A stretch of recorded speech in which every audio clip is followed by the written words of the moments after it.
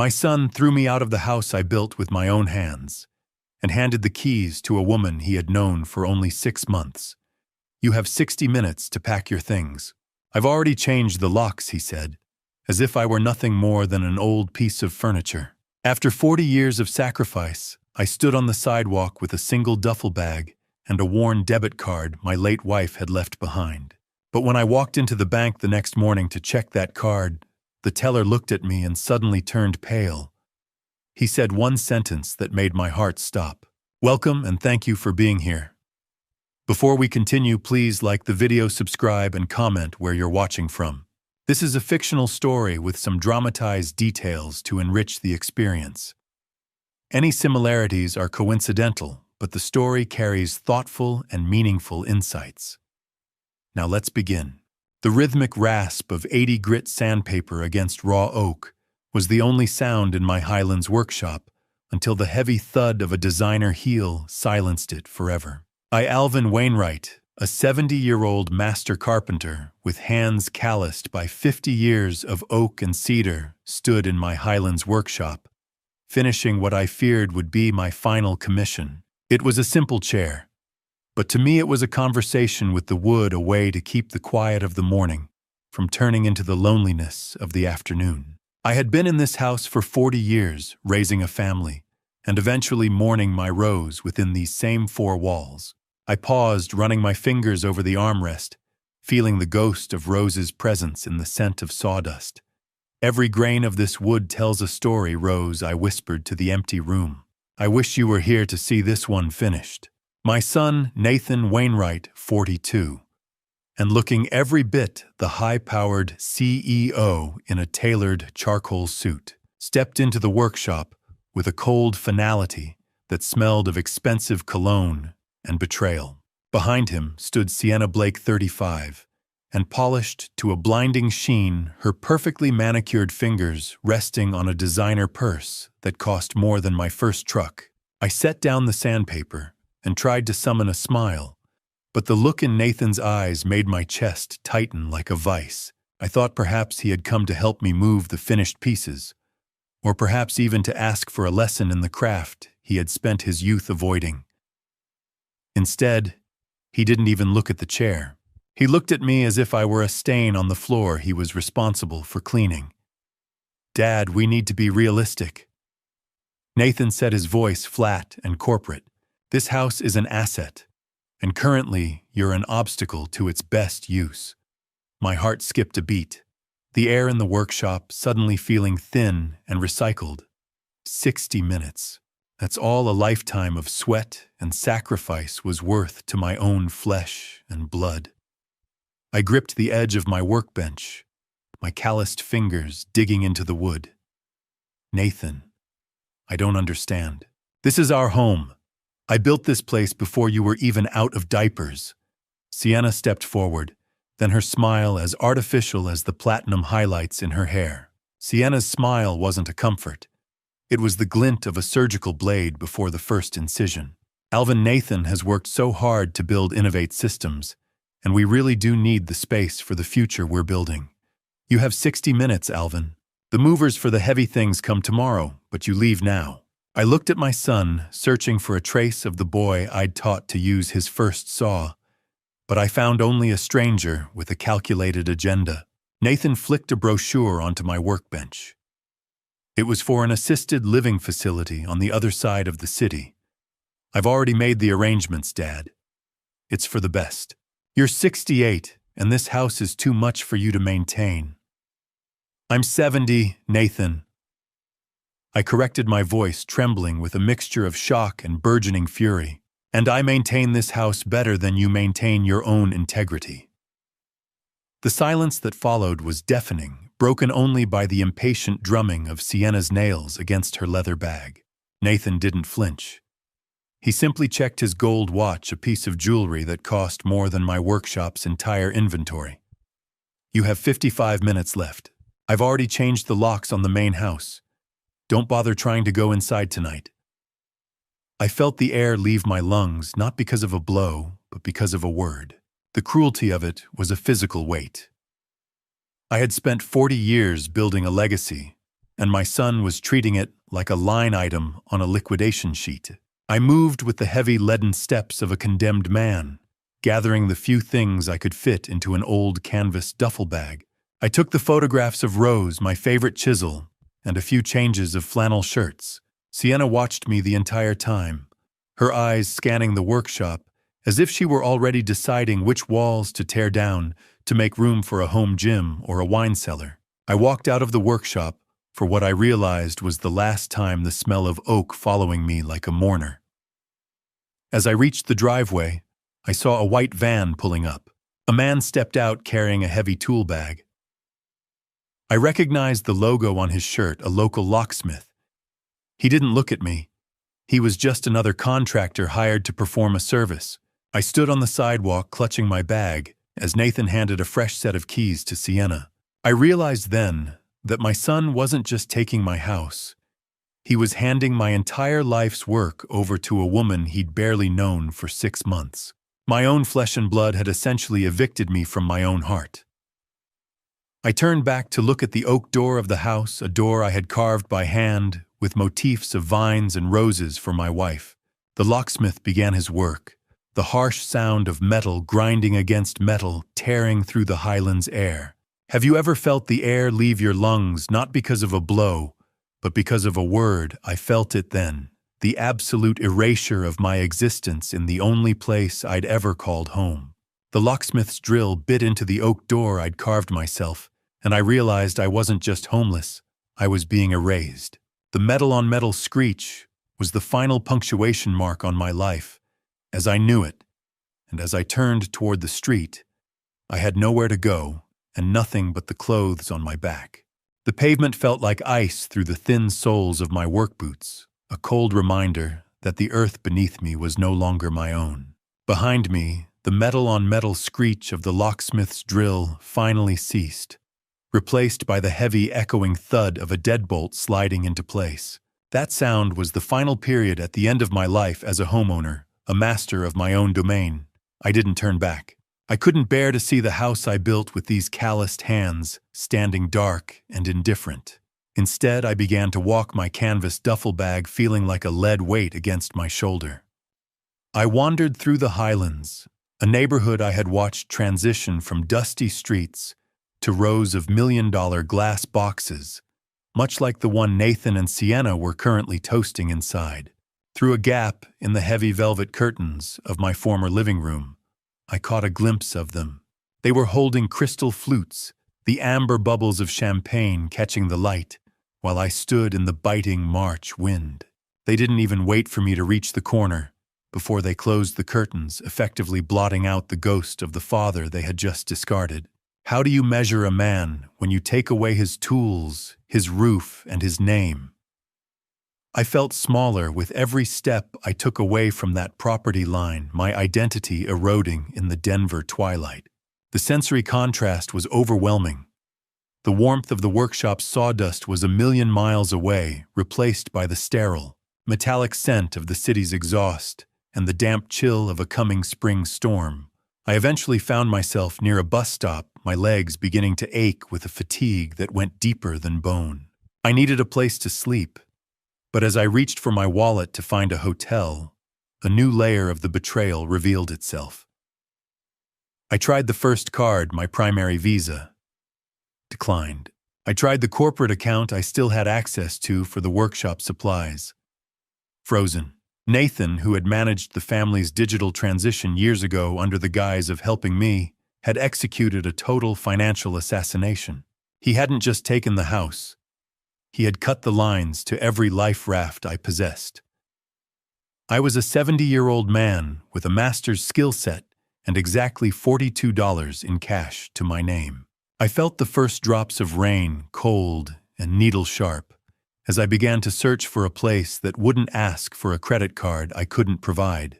I walked until the Highlands gave way to the neon-lit desperation of the outskirts, eventually stopping before a run-down motel that looked like it had been cured in cigarette smoke and bad decisions. The motel clerk was a man who looked like he'd been cured in cigarette smoke and bad decisions, squinting at me from behind a scratched plexiglass window that was yellowed with age. Cash only for the first night, old man, he rasped, without looking up from a small, flickering television. No cash, no bed. I counted out 35 of my $42, the bills damp from the rain.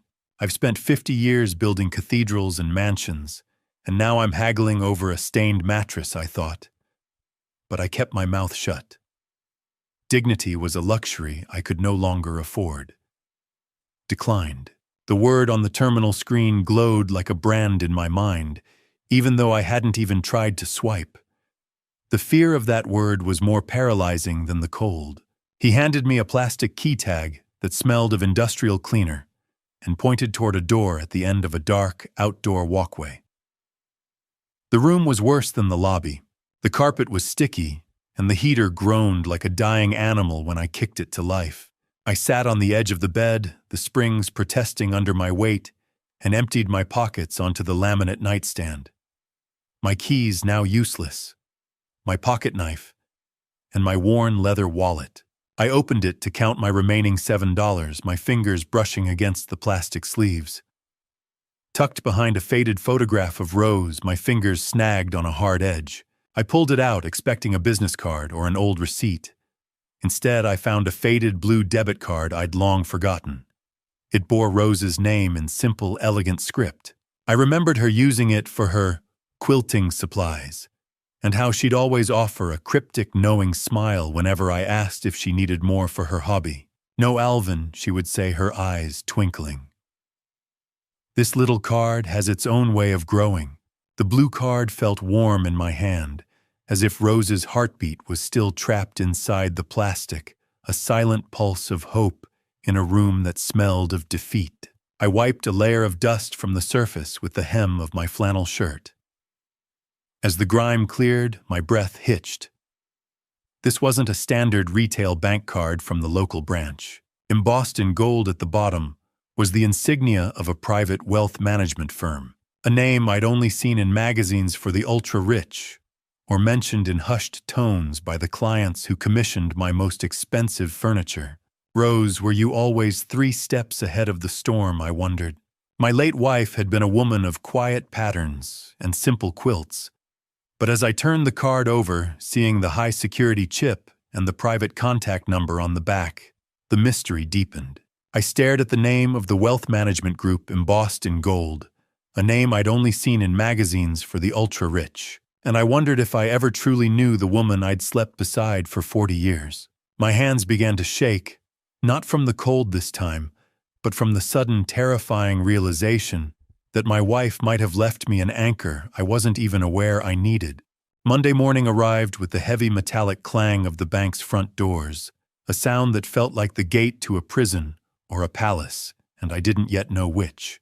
I stood for a moment under the grand vaulted ceiling of the First National Bank on 17th Street, my breath hitching as the conditioned air hit my face. After 3 nights in that motel, the luxury of a climate-controlled lobby felt like an insult. I looked down at my reflection. In the polished marble floors, my flannel shirt was wrinkled. My work boots were still stained with the ghost of Highland sawdust, and my hair was a wild mess I'd tried to tame with a splash of cold sink water.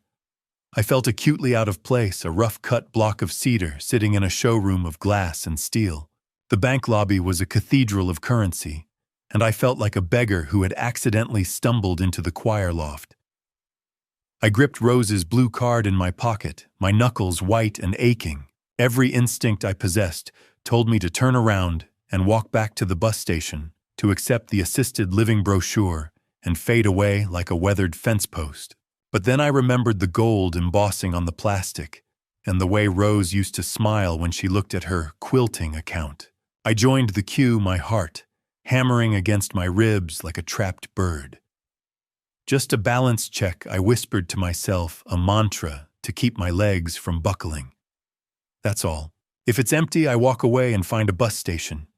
I'll never have to see these marble pillars again. I moved forward with the line, watching the efficient, cold transactions of people who clearly belonged here. When it was finally my turn, I approached the mahogany counter. Thane Garrison, a young teller with a crisp white shirt and an eager smile that vanished the moment his computer processed my late wife's card, looked up at me. His nameplate caught the light, and for a second, I envied his youth and his certain place in the world. "Good morning, sir," he said, though his eyes were already scanning my rough appearance. "How can I help you today?" I slid the card across the dark wood, my hand trembling just enough to be noticed. "I'd like to check the balance on this account, please," I said. "It belonged to my late wife." Thane picked up the card, his fingers light on the plastic, and swiped it through the reader. He began to type a rhythmic clicking that was the only sound in my world for 10 long seconds. Then the clicking stopped. The silence that followed was heavy, pressing into my ears. I watched as the blood drained from the young man's face, his professional composure evaporating into a mask of pure, unadulterated shock. He looked at the monitor, then at me, then back at the screen as if he expected it to explode. The teller didn't just look surprised. He looked like he'd seen a ghost holding a winning lottery ticket. Is there a problem, son?" I asked, my voice cracking. "Is the card expired, sir, please?" "Stay right here," Thane whispered, his voice barely audible over the hum of the lobby. "Do not leave this window. I need to get my manager immediately." He didn't wait for a reply. He practically bolted from his stool, disappearing into a hallway of glass-walled offices. I stood there frozen, the blue card sitting lonely on the mahogany counter. A security guard near the door adjusted his belt, his eyes tracking me. I felt the sweat prickle at the back of my neck. I was certain they were calling the police, that Rose had found the card in a dumpster, or that I was about to be charged with some high-level fraud I didn't even understand. But then the door at the end of the hall opened. Instead of a uniform, a middle-aged woman in an expensive navy suit emerged. Linda Garrison, the branch manager, was a woman whose sharp navy suit and professional composure couldn't quite hide the look of absolute shock in her eyes as she approached me. She didn't stay behind the counter. She walked right out into the lobby, her heels clicking a sharp, urgent rhythm on the marble. "Mr. Wainwright?" she asked, her voice rich with a reverence I hadn't heard directed at me since my last major restoration project. "I'm Linda Garrison, the branch manager. The system has been flagged for your arrival for 3 years. Have you ever stood in a room full of people and felt the entire world tilt on its axis because of a single look from a stranger? I felt it then. The patrons in the queue were staring, their curiosity burning into my back. Linda didn't offer a simple balance slip. She reached out, gesturing toward the private hallway. "Would you mind coming with me, sir? This account requires a level of security we cannot provide at a public window. We have a private viewing room prepared." I followed her, my boots sounding clumsy and loud against her graceful stride. As we passed the velvet ropes and the heavy security gates, the world of the lobby faded. We entered a quiet corridor where the air smelled of expensive paper and old, respected secrets. Linda led me into a room with heavy curtains and a single high-end computer terminal. She paused at the door, her hand on the handle, turning back to me with a look that was part awe and part profound concern. "Mr. Wainwright," she began, her voice a hushed whisper that cut through the silence of the private hallway. "I don't think you realize that you aren't just a customer. Today you're the owner of the single largest private portfolio in this district." My knees finally gave out, and I sank into the nearest leather chair, the silver key in my pocket pressing against my thigh, like a silent promise from a woman I was beginning to realize I had never fully known. The door clicked shut, sealing out the hum of the common world, and leaving me in a room that smelled of expensive leather and the kind of silence only money can buy. I stood in the center of the office, feeling like an interloper in my own life, my flannel shirt stained with the gray ghost of oak dust, and my worn denim seemed to absorb the light from the recessed fixtures. Linda Garrison didn't treat me like a vagrant, though. She gestured toward a chair that probably cost more than my first 2 work trucks combined. I sank into the leather, feeling the grime of the cheap motel and the fatigue of the Highland sidewalk clinging to me like a second skin. She offered me water in a crystal glass, the ice clinking with a melodic clarity that made the tap water from the motel sink feel like a distant, unpleasant memory. "I'm just a carpenter, Mrs. Garrison," I said, my voice sounding rough and gravelly even to my own ears. "I think there's been a mistake with the name on that file. I've lived my life measuring twice and cutting once, and I know when a board doesn't fit the frame. This wealth doesn't fit my frame." Linda smiled, a professional yet gentle expression. "Mr. Wainwright, the only mistake was that we weren't able to find you sooner. Your wife made very sure this remained invisible until the moment you needed it most. She explained that the faded blue card wasn't just a debit card. It was a physical key to a legacy management account, a high-priority trust that had been growing in absolute silence for decades. $12 million. The words felt like physical weight pressing against my chest, a hammer blow to my solar plexus that left me gasping for air. I reached for the water glass, my hand trembling so much the crystal rattled against my teeth. Linda turned her computer monitor toward me. To go any further, she required my thumbprint on a sleek glass security pad. I pressed my calloused, scarred thumb against the cold surface. For a second, the machine struggled with the worn ridges of my skin, the marks of 50 years of manual labor, before it chirped, and the screen flickered to life. A waterfall of data began to scroll. I saw a list of blue-chip stock portfolios, names like Apple, Microsoft, and Amazon. These were companies I saw on the news every day, companies whose products my son obsessed over, yet I never once dreamed that we owned a single shard of them. The numbers represented a 30-year trajectory of compound growth that Rose had managed from our kitchen table while I was in the workshop worrying about the price of cedar. "Apple, Microsoft, Amazon," I whispered, staring at the glowing text. "We lived in a house with a leaky roof for 10 years because we couldn't afford the shingles." I remember Rose clipping coupons until her fingers were stained with newsprint. Linda shook her head slowly. "She wasn't just saving pennies, sir. She was building an empire. She was the architect of a future you didn't even know was being drafted." The computer screen was a window into a life I hadn't realized. I was living a silent world where my wife was a titan of investment, while I was just a man with a saw. I discovered then that Rose had set up a specific trigger with the bank. She had instructed her personal wealth manager only to alert the primary beneficiary, me, if my primary joint accounts were ever drained or frozen. It was a failsafe. She knew. Even back then, she knew exactly what Nathan was capable of before she even died. She had seen the hunger in his eyes and built a vault around me that he could never touch. I watched as the total liquid balance was tallied at the bottom of the screen. $12,482,000. I thought of the duffel bag sitting on the plush carpet by my feet, containing nothing but 3 shirts and a few old photographs. I thought of the motel room that smelled of stale smoke and the cold Denver rain. The powerless old man Nathan had tried to erase from the census was in reality the wealthiest man in this building. 12 million. "Rose, what were you doing while I was in the shop?" I asked the empty air. The grief hit me then sharper than the shock. It wasn't just about the money. It was about the fact that she had spent her final years protecting me from our own son. "She was making sure you would never be a victim, Mr. Wainwright," Linda said softly. "You spend your life thinking you know someone only to find out they were a silent titan holding up the sky while you worried about the rain." She reached into a drawer and pulled out a black titanium card, heavy and cool to the touch. She slid it across the mahogany desk, replacing the worn blue plastic. "This is yours, Alvin. It represents the full authority of the Wainwright Trust." But there was a final twist.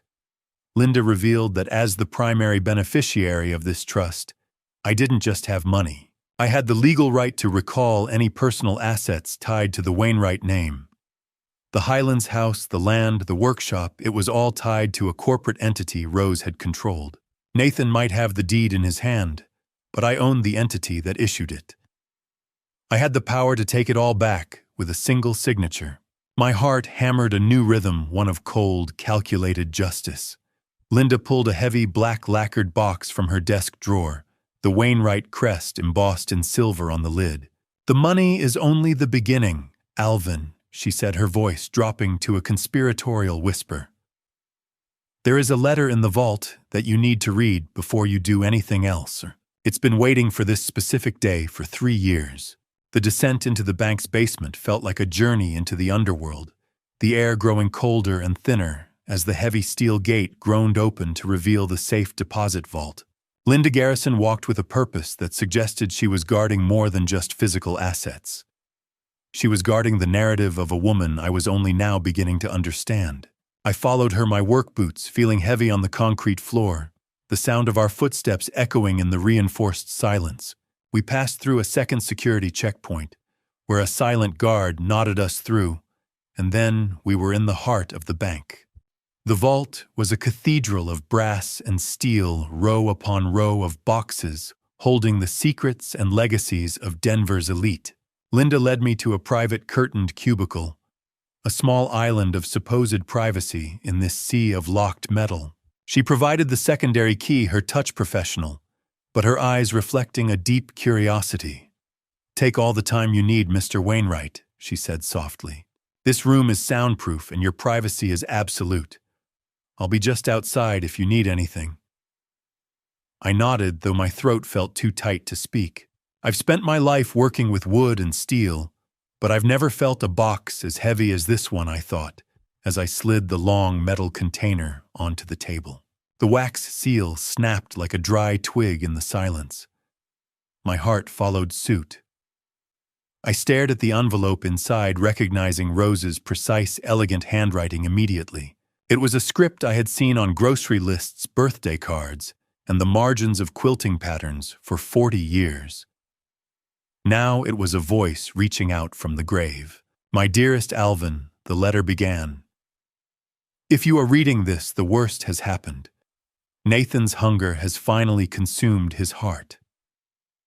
I had to stop for a moment, my vision blurring. Even in death, Rose was still the observant one, the one who saw the cracks in the foundation before the house started to tilt. "I didn't hide this to keep it from you, my love. I hid it to keep it safe for you."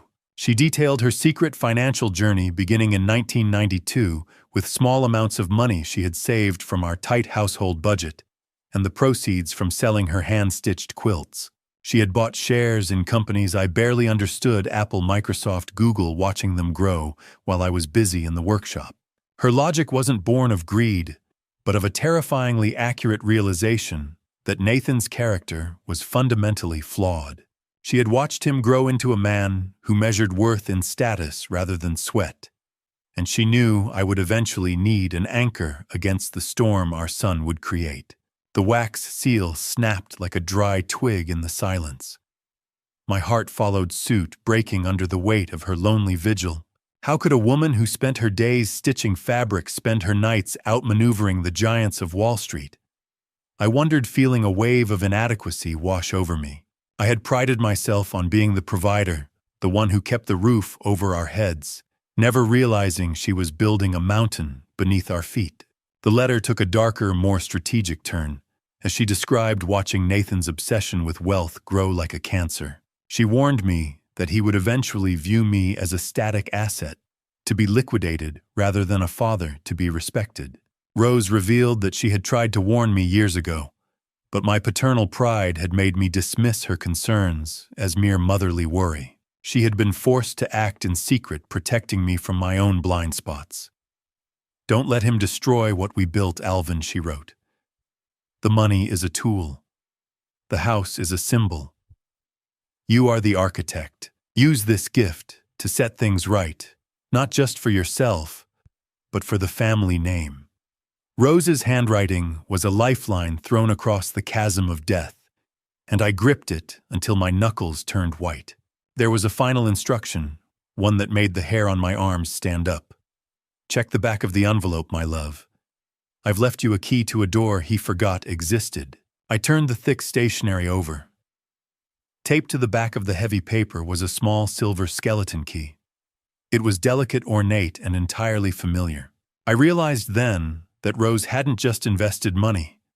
She had made a move that Nathan couldn't have anticipated in his wildest corporate dreams. She had purchased a life lease on our Highlands home through a separate legal entity she controlled.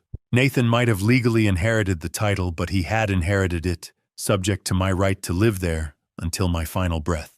His eviction of me wasn't just cruel. It was a flagrant breach of a contract he didn't even know was in force.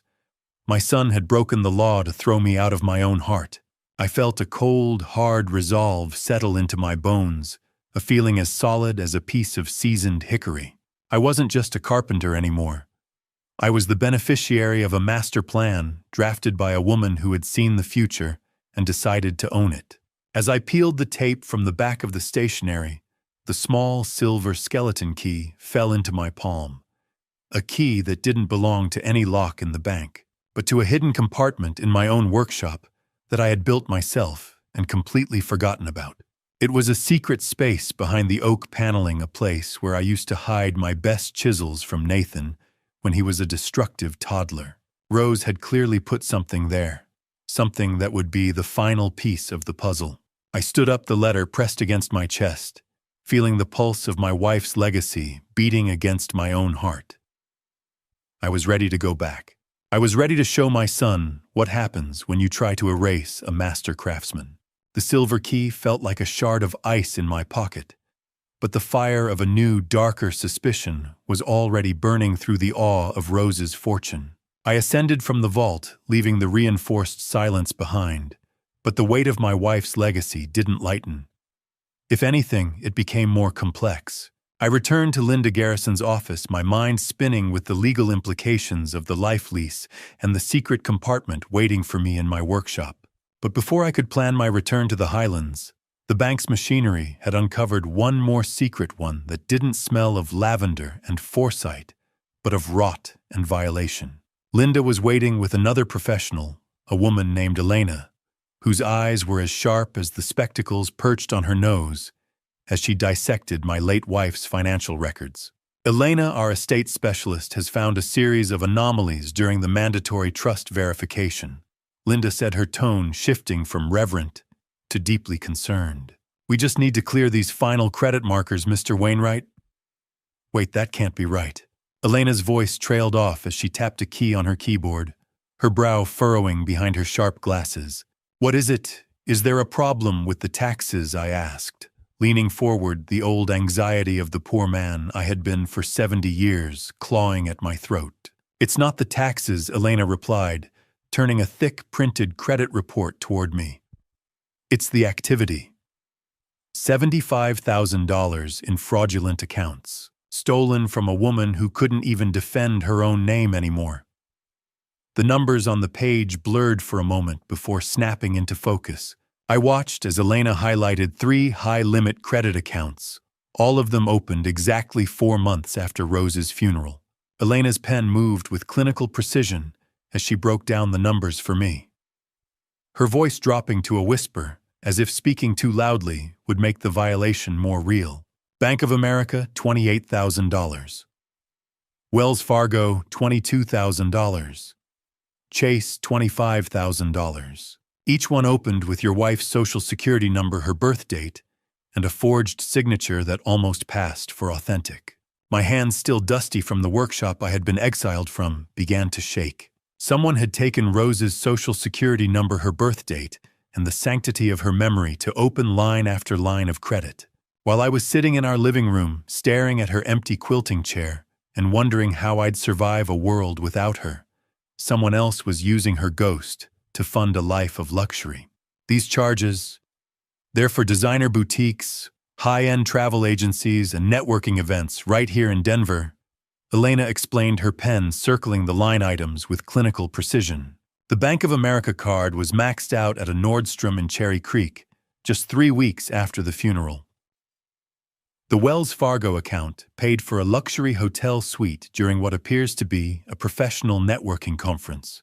The Chase card covered expenses at high-end restaurants and a private matchmaking service. Did your wife travel much after 2022? My wife was in the ground. By 2022, I rasped the words, feeling like gravel in my mouth. Someone is robbing a ghost. The violation felt physical, a secondary eviction from the history we had built together. How do you tell a man that his son might not just be a disappointment, but a grave robber in a three-piece suit? I looked at the signatures on the digital copies Linda printed out. They were loops and swirls of a hand that had practiced imitating Rose's script until it was nearly perfect. But it was too perfect. Rose's hand had a slight tremor in the final year, a detail a professional forger would miss by aiming for her younger, steadier hand. The address listed for the billing was a non-existent apartment building in Aurora, a nameless place Victor Madden would eventually have to hunt down. I discovered then that the primary email address listed for recovery on these fraudulent accounts was a masked version of a corporate domain I recognized instantly: Innovate Systems, Nathan's company. The air in the office grew cold. The betrayal didn't start when my son handed Sienna the keys to my house. It started while the dirt was still fresh on his mother's grave. My own son had allowed his corporate email to be used as a digital anchor for a theft against his own mother.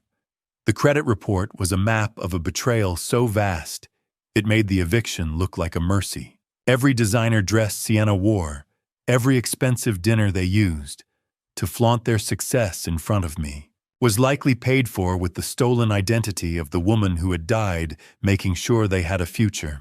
I felt a cold, calculated resolve settle into my chest, a hardness that no sandpaper could ever smooth away.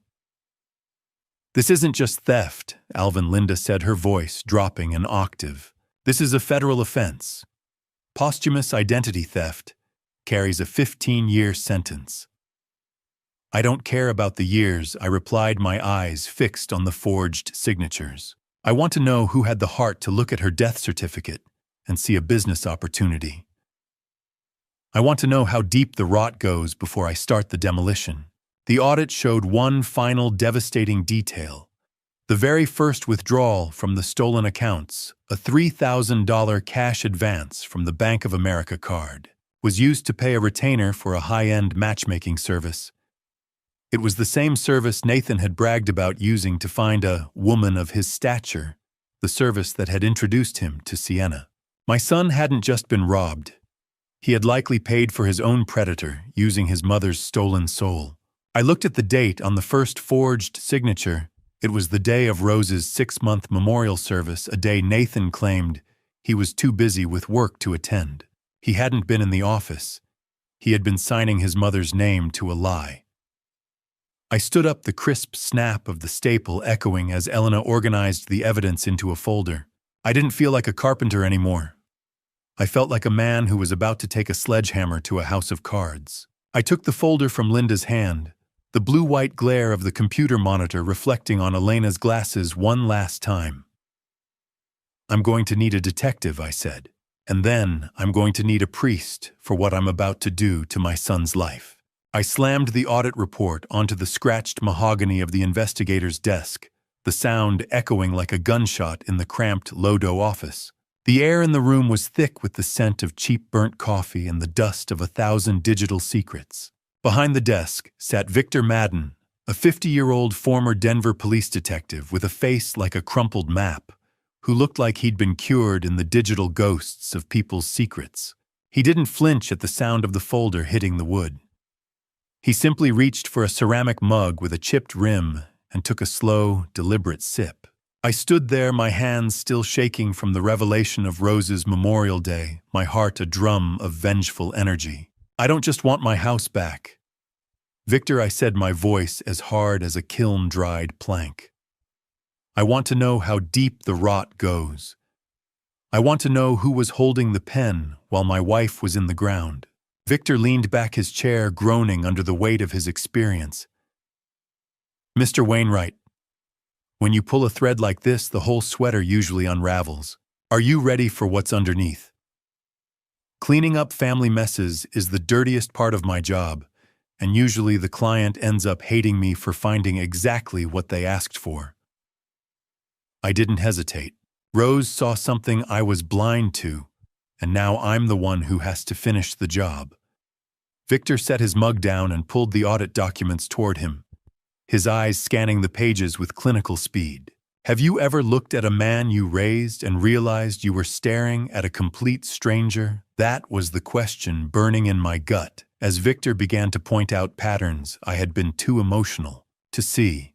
He highlighted the timing of the credit applications, noting they coincided perfectly with the week Sienna Blake first appeared in Denver. He explained the mechanics of a long con, where the identity theft of a recently deceased relative is used as seed money to fund the lifestyle needed to target the next mark. She didn't just marry him, Alvin, Victor said, his finger tapping the Aurora address. She staged an invasion. She used your wife's ghost to pay for the designer armor she wore to meet your son. The truth isn't a bandage. It's the scalpel that cuts the infection out. I felt the sharp edge of that truth as Victor revealed his first discovery. He pulled up a property record on his dual monitor setup. That Aurora address on the forged documents. It isn't just a random empty apartment. It was a short-term executive rental leased in Nathan's name 2 months before he even introduced Sienna to you. My stomach did a slow, nauseating roll. My son wasn't just a victim. He had provided the staging ground. You're saying my son is too stupid to see he's being robbed while he's helping her rob me? I asked, the words tasting like copper. Victor didn't answer directly. He just looked at the screen. People see what they want to see, Alvin, especially when they're hungry for status. I reached into my pocket and pulled out the black titanium card Linda Garrison had given me. Writing that check for the retainer felt like loading a rifle I never intended to fire, but the weight of it in my hand was the only thing keeping me grounded. I didn't care about the cost. I authorized Victor to dig into every corner of Innovate Systems, Inc. and every alias Sienna had ever used. I want everything I told him. Every forged cent, every secret meeting. Victor nodded, his expression grim. Give me 3 weeks. I'll have the ghosts of your family on a silver platter, but remember what I said: once the sweater is gone, you're the one left in the cold. As I stood to leave, Victor stopped me, his eyes fixed on a small detail in the credit report Elena had missed. Wait, Alvin. Look at this. There's a recurring monthly payment to a firm called Aegis Surveillance. It's been active for 90 days. He checked a cross-reference on his laptop and looked up at me with a chill in his gaze. Someone has been paying for 24-hour surveillance on your Highlands workshop for the last 3 months. The chill Victor described prickled my skin immediately. I thought of the long hours I spent alone with my saws, thinking I was in a sanctuary of oak and memories, never realizing I was being watched through a lens. I stopped at the door, the chill of the surveillance news prickling my skin, as Victor added, "One more thing, Alvin, the security firm isn't Nathan's. It's owned by a holding company in California." I looked at the street below the Lodo district, buzzing with people who had no idea the world was made of glass. The grit of the city air felt heavy on my tongue. Why would a California company care about a carpenter's workshop? Why was I being hunted in my own home? Victor didn't have the answer yet, but his silence was a promise. I walked out of the office, the heavy door clicking shut behind me, leaving the smell of burnt coffee for the cold, uncertain reality of the Denver streets. I had 3 weeks to wait, 3 weeks to wonder which version of my son I would find at the end of this trail, and 3 weeks to prepare for a war I hadn't asked for, but was now fully funded to win. 3 weeks of waiting in a cheap motel room had turned my patience into a jagged edge, but nothing prepared me for the folder Victor slid across his desk, a dossier of a professional predator. The passage of time had been a slow, agonizing crawl filled with the hum of the motel refrigerator and the growing tension of the unknown. I had spent my days staring at the ceiling and my nights replaying the moment the locksmith's drill bit into my own front door. When Victor finally called, his voice was tight, stripped of its usual detective cynicism. I drove to Lodo with the silver key still weighing down my pocket. my mind racing with the questions he hadn't answered over the phone. Who was the California holding company? Why was my workshop being watched? I stepped into his office, and the first thing I noticed was the smell of old toner and a frantic, nervous energy in the air. The space was cluttered with even more files than before, printouts sprawling across every available surface under the cold hum of the fluorescent lights. Victor didn't offer me the usual burnt coffee. He just pointed at the chair. "Sit down, Alvin," he said. "We're not looking at a wayward daughter-in-law anymore. We're looking at a career criminal." He flipped the folder open, and the first thing I saw was a mugshot. The woman in the photo had the same sharp, calculating eyes as Sienna, but her hair was a mousy brown, and she looked 10 years younger. "This is Amber Morrison," Victor explained, his pen circling the face in the photo. "She doesn't just change her name, Alvin. She changes her entire soul to fit the man she's robbing. Sienna Blake is just the latest mask. Amber has been arrested for fraud in 3 different states: California, Nevada, and Washington. She's a ghost in the system, but her eyes never change. 6 names, 3 states, 1 trail of broken men and empty bank accounts." I felt a chilling realization of the scale of the deception.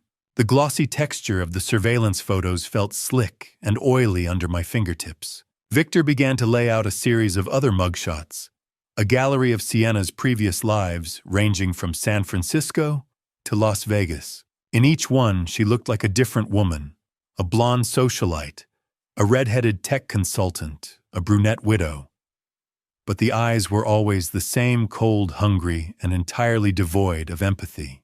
I looked at those eyes, and for the first time I felt sorry for my son. He never stood a chance. He was a man who measured his worth in titles, and she had built a mirror that reflected only what he wanted to see. Victor then dropped the first real bomb of the afternoon. He revealed that Sienna's platinum socialite background, the story Nathan swallowed whole, was funded entirely by a settlement she had coerced from her previous victim's estate in Reno. She literally used her last kill to buy the bait for Nathan. She didn't just meet him by accident, Alvin. Victor leaned forward, the light reflecting off his glasses. My social media forensics show she was lurking at the edges of his professional networking events for 6 months before they met at that charity gala. She studied his insecurities, his company's financial struggles, and even the exact date of your wife's death to perfectly time her entrance. How do you tell your son that the woman he calls wife spent months studying him like a lab specimen? The indignation rose in my throat like bile, a bitter taste that matched the cold office coffee. She wasn't looking for love. She was looking for a balance sheet with a weak spot. She used my wife's death as a doorway. That's not just crime. That's evil.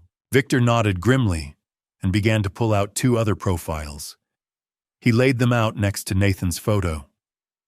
This is a retired architect in California, and this is a widower in Nevada. Both were targeted within a year of losing their spouses. Both were isolated from their families, just like she tried to do to you. And both ended up bankrupt within 18 months of meeting Amber. Look at the dates, Alvin. She moves in when the grief is freshest. It's her signal. She's a vulture in a designer dress, picking through the remains of broken families to find the gold in their teeth. The dossier wasn't just paper. It was the anatomy of a predator's strike. I saw the identical tactics used on Nathan, confirming that my son had been selected as a mark from a pre-vetted list. He wasn't a husband to her. He was an exit strategy. I felt a grim moral clarity settle over me. The anger was no longer a hot, blinding flash. It was a cold, steady flame. I was no longer just a victim of an eviction. I was the only person standing between a predator and the total destruction of what was left of my family. Victor watched me, his pen scratching a rhythmic circle around a man's face in the background of a high-resolution photo from a gala held months before Sienna and Nathan met. "Wait," I said, leaning closer until the smell of old toner was thick in my nostrils. I pointed to the grainy figure in the background of the gala photo, the man whispering in Sienna's ear. I know that man, Victor. That's Nathan's right hand, his COO. If he's in on this, my son isn't just being robbed, he's being executed from the inside. The entire world seemed to tilt. The internal leak wasn't a theory anymore. It was a visible fact captured in a candid shot. I realized that the systematic destruction of Innovate Systems, Inc. had been planned long before Sienna ever stepped foot in our house. My son was being flanked by the woman he loved and the man he trusted most in business. I looked at Victor, the fire of resolve burning through my exhaustion. We need to go deeper, I said. I want to know exactly how much they've already taken. Victor didn't just open a file. He unleashed a flood of red ink that proved my son's empire was built on a foundation of quicksand and lies. I stood in the Lodo office, the metallic smell of old files and the dry heat of the laser printer stinging my eyes. We had spent the last hour moving away from the dark history of Sienna's past lives and into the cold, jagged wreckage of Innovate Systems, Inc. Victor pulled up the corporate ledger on his high-resolution monitor, and even with my untrained eyes, the rot was impossible to miss. A massive $1.5 million hole gaped where client deposits should have been safely escrowed. Nathan wasn't just struggling, he was drowning. Victor adjusted his glasses, the blue glare of the laptop screen reflecting in the lenses like a storm. He explained that Nathan had been using upfront payments from a regional healthcare system and a manufacturing plant to fund a lifestyle he couldn't afford. It was a cycle of borrowing from Peter to pay Paul, except Peter was a hospital, and Paul was a designer boutique in Cherry Creek.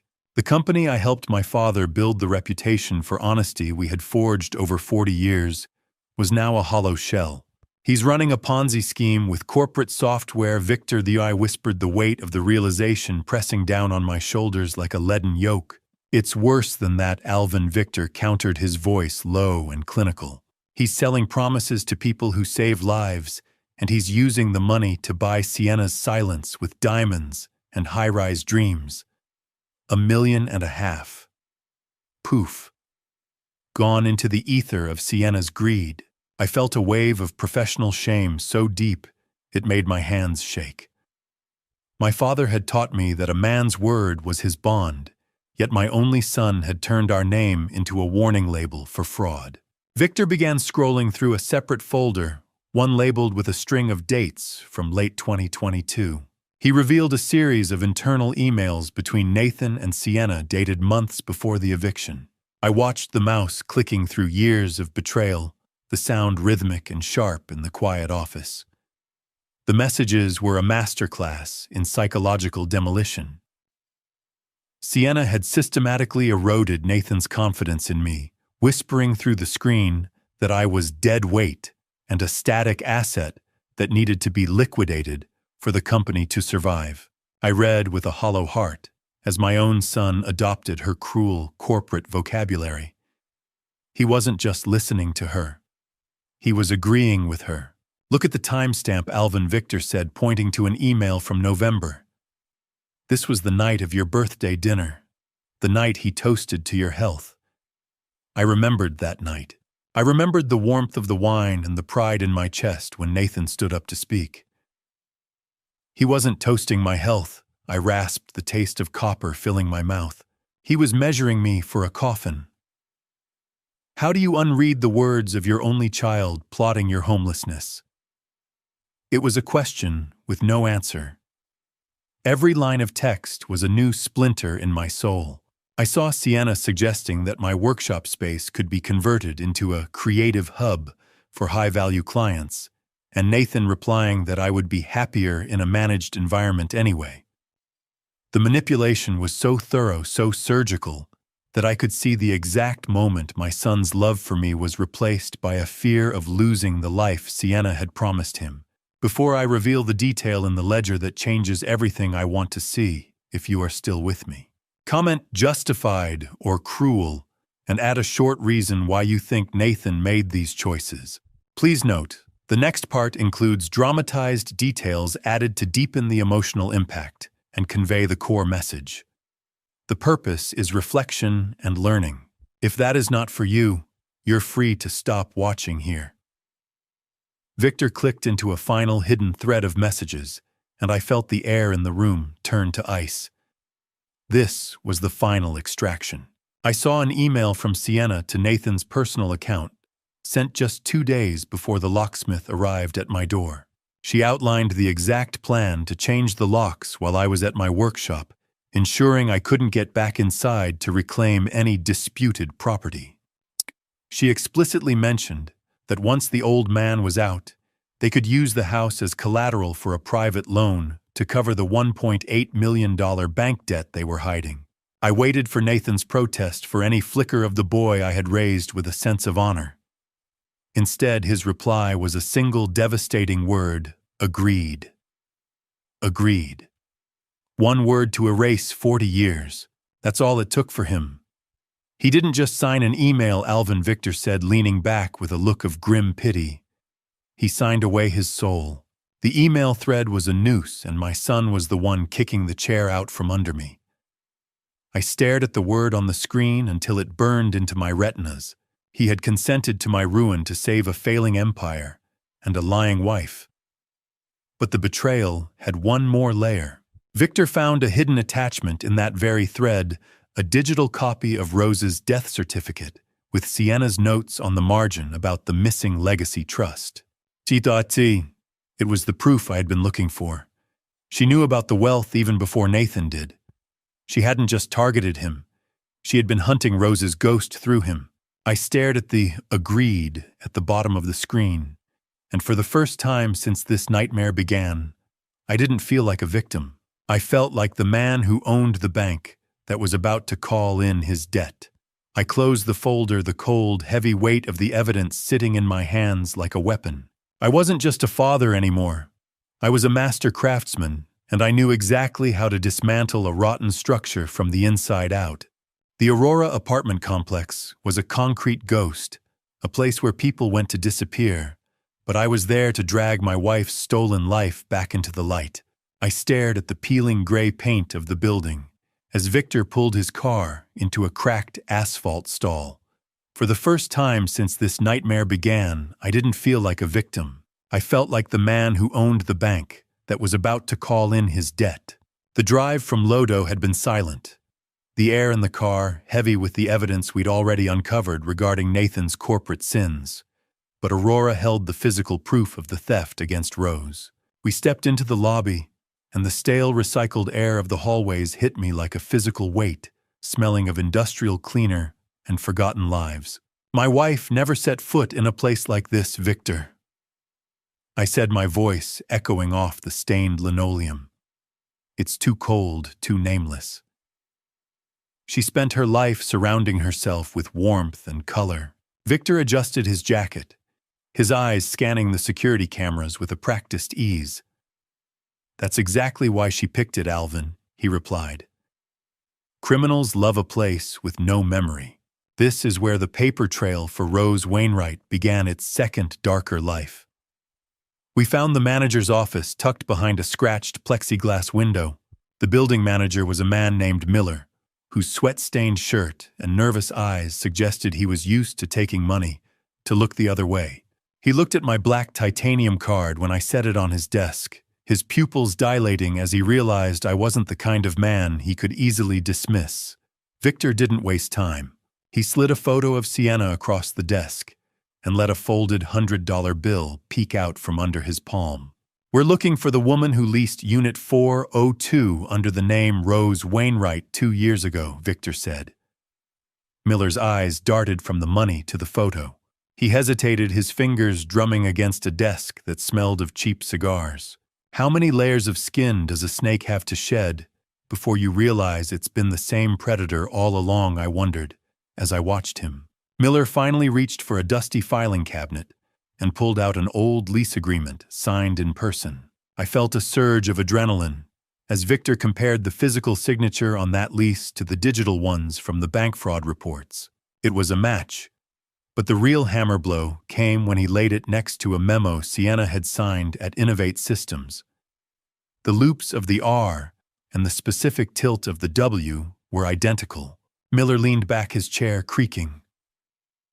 "I remember her," he rasped, his eyes fixed on the money.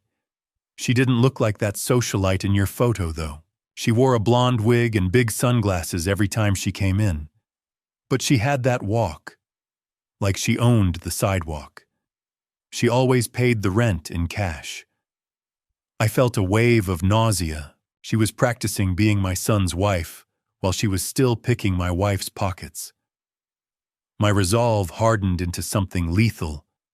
It wasn't just a discovery, it was an exposure of a parasite. I discovered then that Miller didn't just remember her. He had been a part of the machinery. He admitted that Sienna had been paying him a monthly fee to keep the mailbox active long after the lease ended. That was why the fraud alerts never reached me. She had built a fortress of silence in this concrete ghost of a building. A blonde wig, a fake name, a stolen soul. She was playing a part, and we were the audience paying for the tickets. Victor pulled up the building's digital archives on a tablet, showing me a grainy black and white flicker of security footage from 18 months prior. I watched a woman in a trench coat and a blonde bob-style wig approach the mailboxes. Even through the low resolution, the predatory grace of her movements was unmistakable. It was Sienna. She was moving with the money she'd bled from Rose's accounts, likely on her way to buy the very dresses she'd used to seduce my son. We returned to Victor's office as the sun began to set over Denver, casting long, jagged shadows across the skyline. Victor spent the next hour cross-referencing the cash withdrawals Miller had confirmed with Sienna's social calendar. The dates were a perfect, sickening alignment. Every hotel suite, every networking fee, and every high-end cocktail she'd used to accidentally cross paths with Nathan had been funded by the woman we'd just buried. She used Rose's life savings to build the trap that Nathan walked right into. I said, my voice barely a whisper in the dark office. "She didn't just steal money, Victor. She made my wife pay for her own family's destruction. The evidence wasn't just a pile of paper anymore. It was the blueprint of a murder, and the victim was our family's honor." Victor sat back, the blue light of his monitors reflecting in his weary eyes. He had one final revelation. He had traced the very first credit account Sienna opened in Rose's name. It wasn't for clothes or travel. It was used to pay the initial retainer for Aegis Surveillance, the firm that had been watching my workshop for 90 days. Sienna was watching me with Rose's own money, ensuring I stayed in my place while she dismantled my son's life. I reached into my pocket and felt the cold, smooth surface of the titanium card. It felt like a shield. Victor handed me a final photo he'd pulled from the Aurora lobby's high-definition upgrade Sienna without her socialite polish, looking directly into the camera with a smirk that said she knew she'd never be caught. The look was so arrogant, so convinced of her own superiority, that it almost made me laugh. "She thinks she's untouchable." I whispered, the sound of the heavy office door locking behind us as we prepared to leave. "She has no idea I'm about to buy her entire world." I stood in the low-dough office holding the smoking gun that linked her theft to the very foundation of Nathan's corporate life, and I knew the time for investigation was over. It was time for a takeover. I wasn't just walking into a law office. I was walking into a war room carrying $12 million as my ammunition and 40 years of betrayal as my resolve.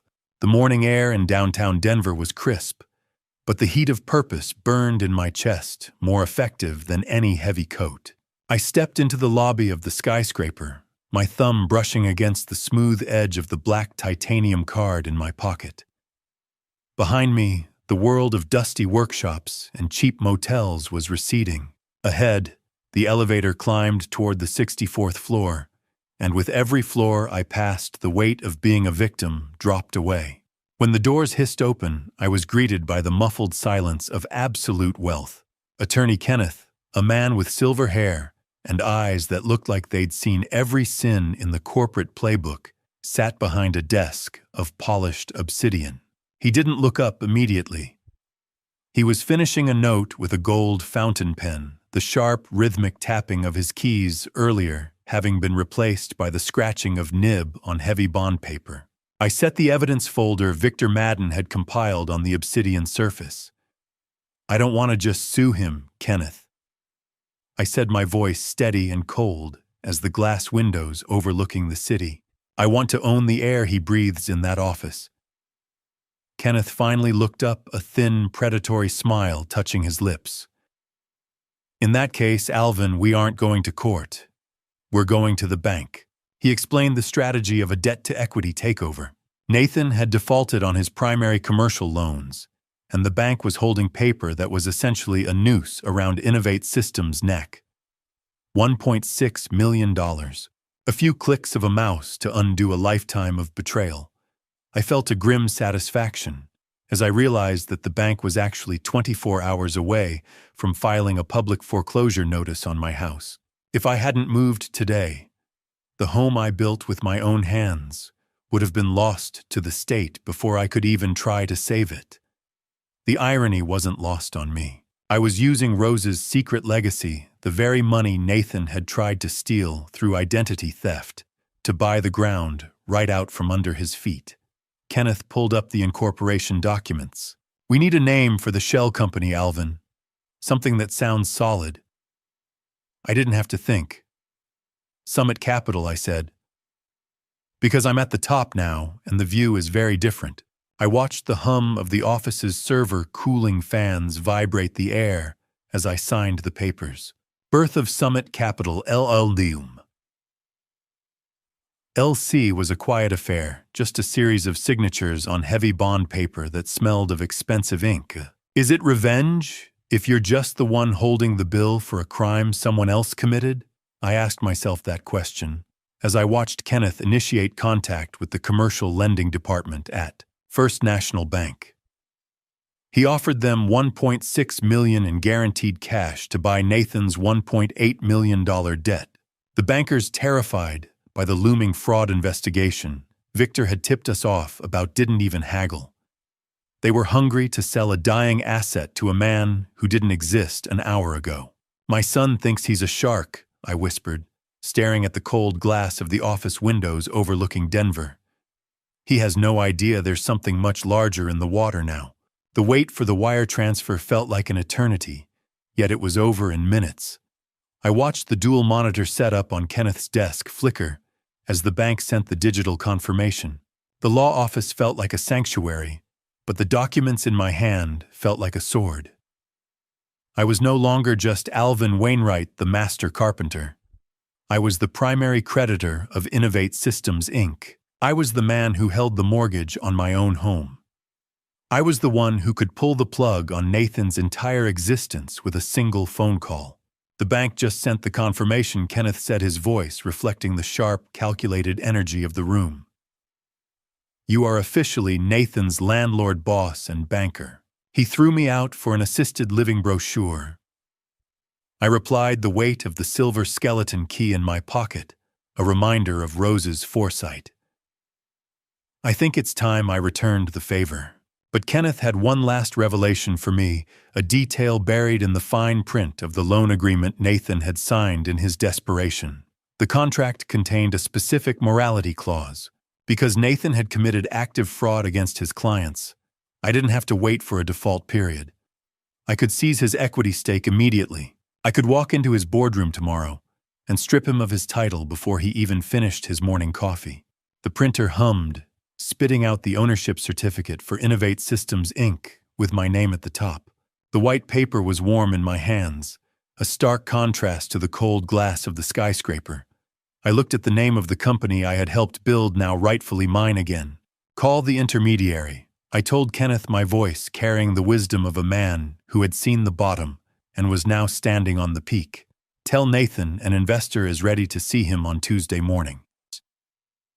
I walked out of the office, the sound of the server fans fading, replaced by the quiet confidence of a man who had finally regained his name.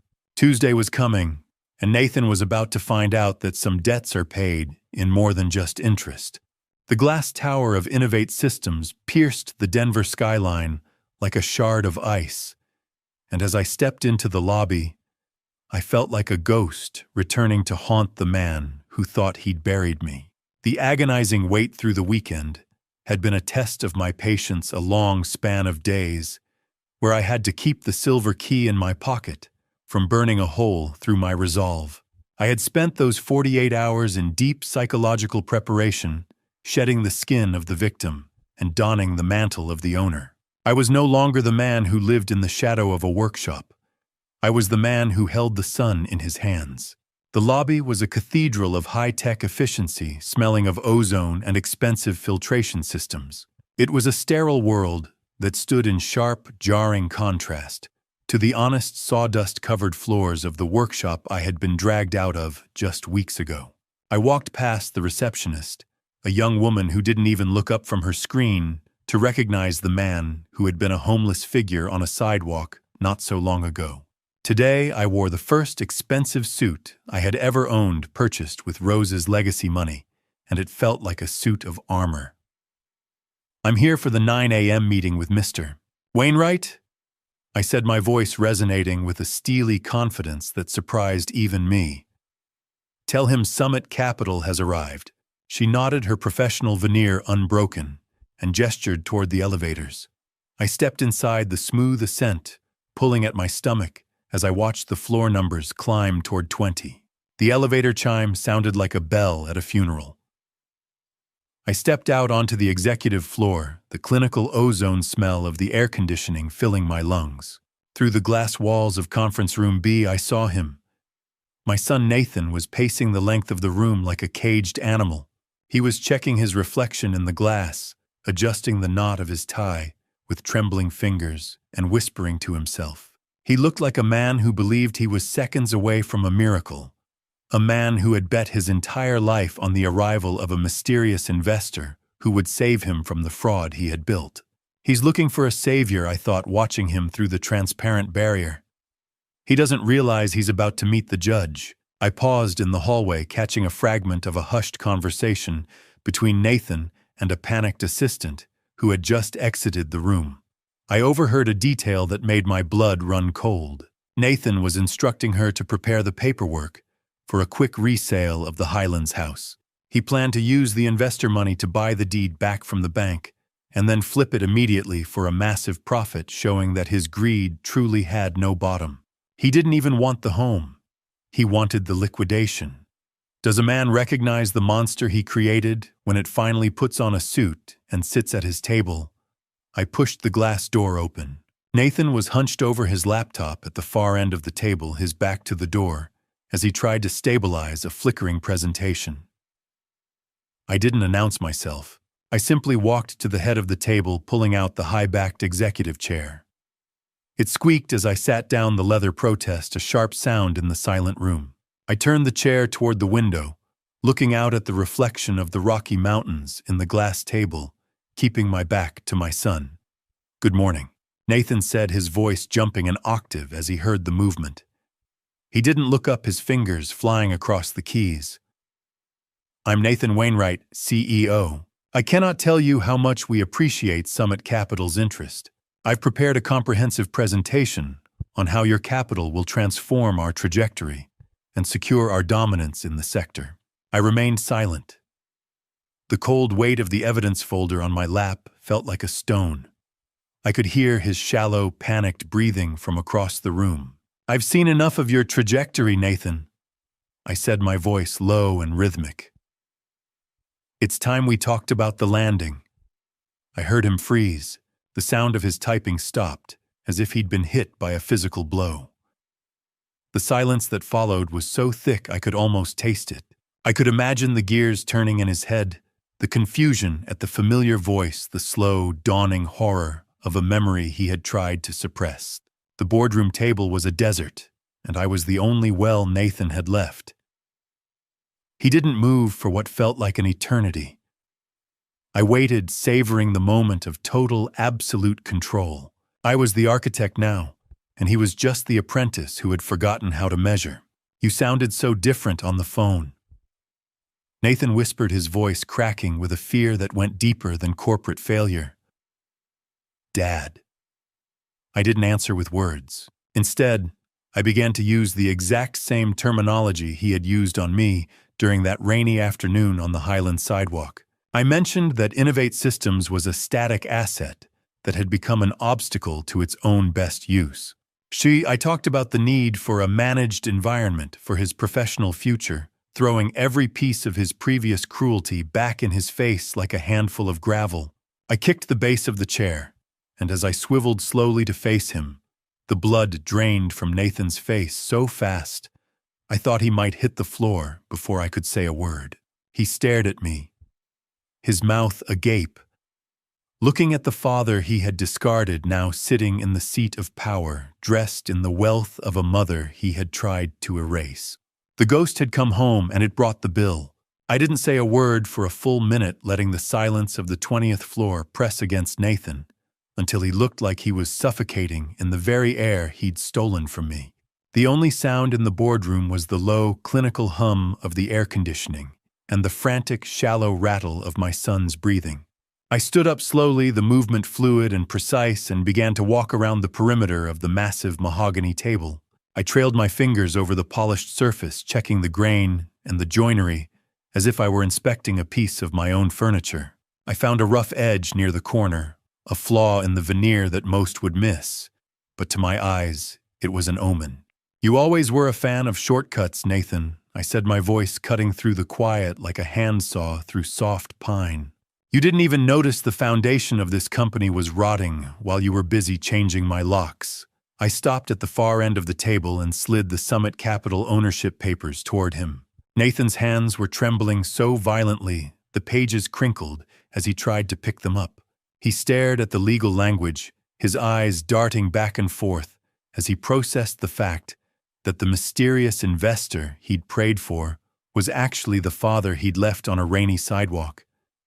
"Dad, this is impossible," he stammered, the blood failing to return to his face. "Summit Capital. How did a carpenter get $16 million, 78%? That's how much of your life I own now, Nathan. Every chair in this room, every line of code in your servers, and the very desk you hide behind it, all belongs to the Wainwright Trust." I didn't stop there. I reached into the evidence folder and pulled out Victor Madden's forensic report. I laid it over the ownership papers, the white pages stark against the dark wood. I began to recite the numbers of his descent.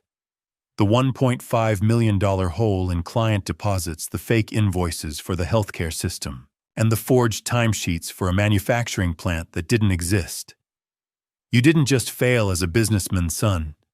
You became a thief, and you were going to sell our home like it was scrap wood, just to cover the smell of your own failure."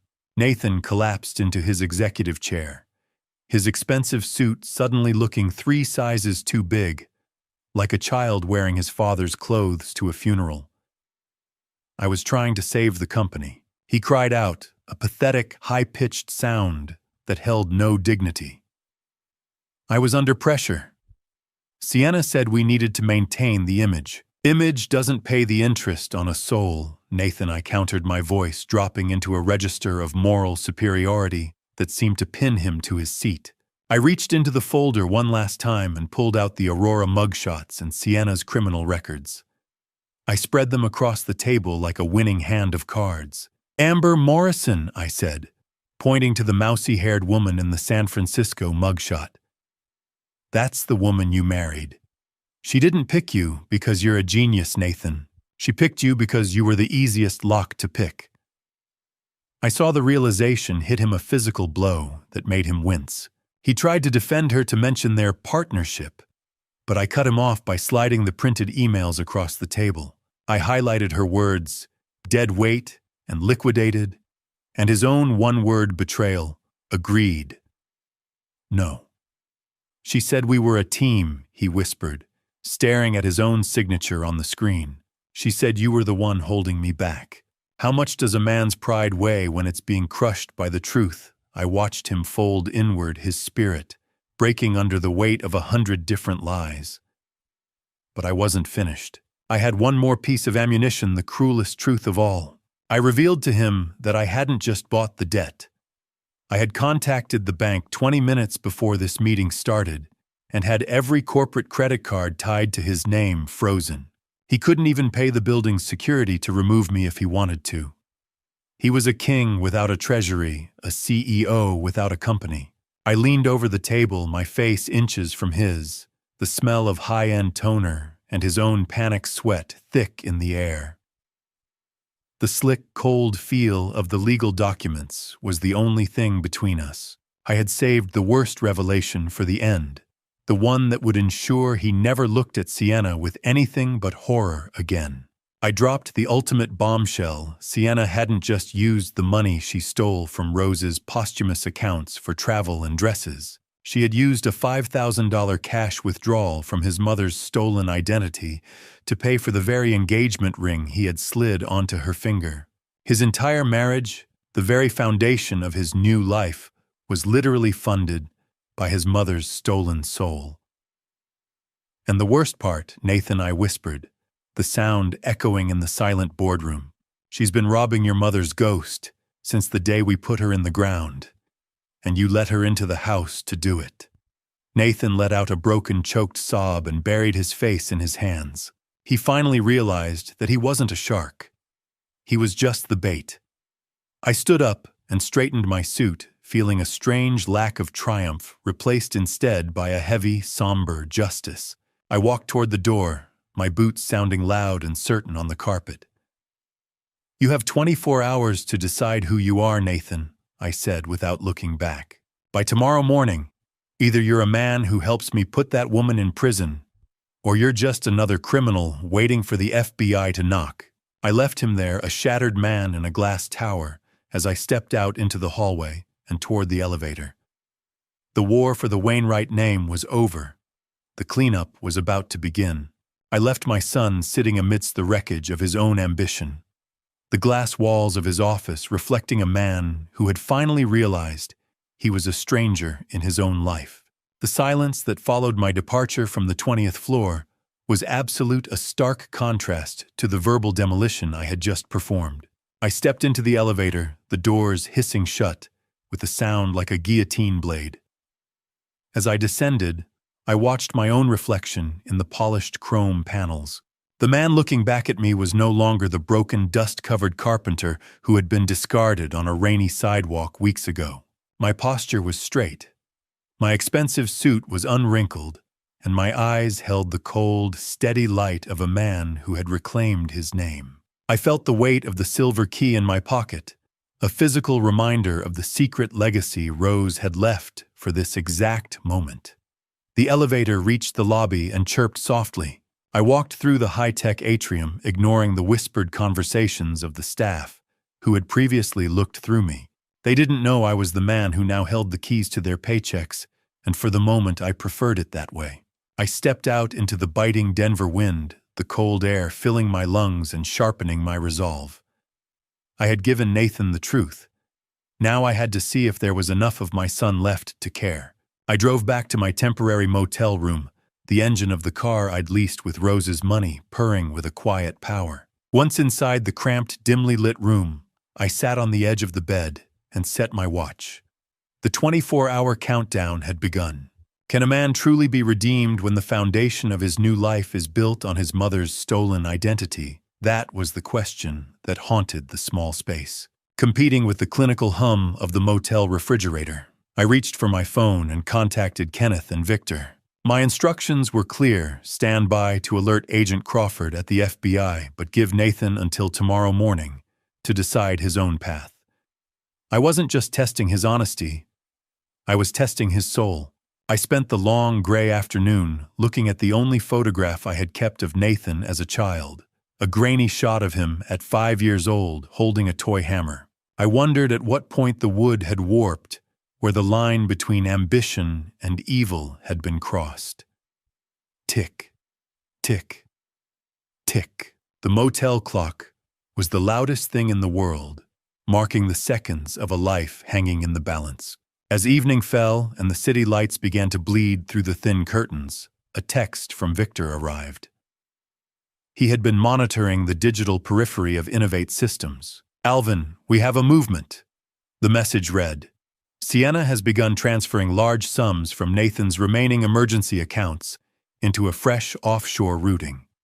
She's prepping for a solo exit." I felt a surge of cold satisfaction, The predator was sensing the trap closing. But then a second notification flashed on my screen, this one from the bank's high-security alert system. My heart skipped a beat. Someone was attempting to access Rose's locked trust account using the legacy card. I didn't need a detective to tell me who it was. Nathan was at a terminal, trying to see if he could still salvage his fortune by plundering his mother's ghost one last time. Waiting for Nathan was like waiting for a storm to decide whether to break or pass, and right now the clouds were looking very dark. I felt a wave of profound disappointment wash over me. I had given him a lifeline, and he was trying to use it to steal the boat. "You're giving him a rope," Alvin Kenneth had warned me over the phone earlier. "You just don't know if he'll use it to climb out or hang himself." I stared at the blinking light of the bank alert, a digital scream in the dark motel room. My rage, which had been a cold, steady flame, flared into a protective heat for Rose's memory.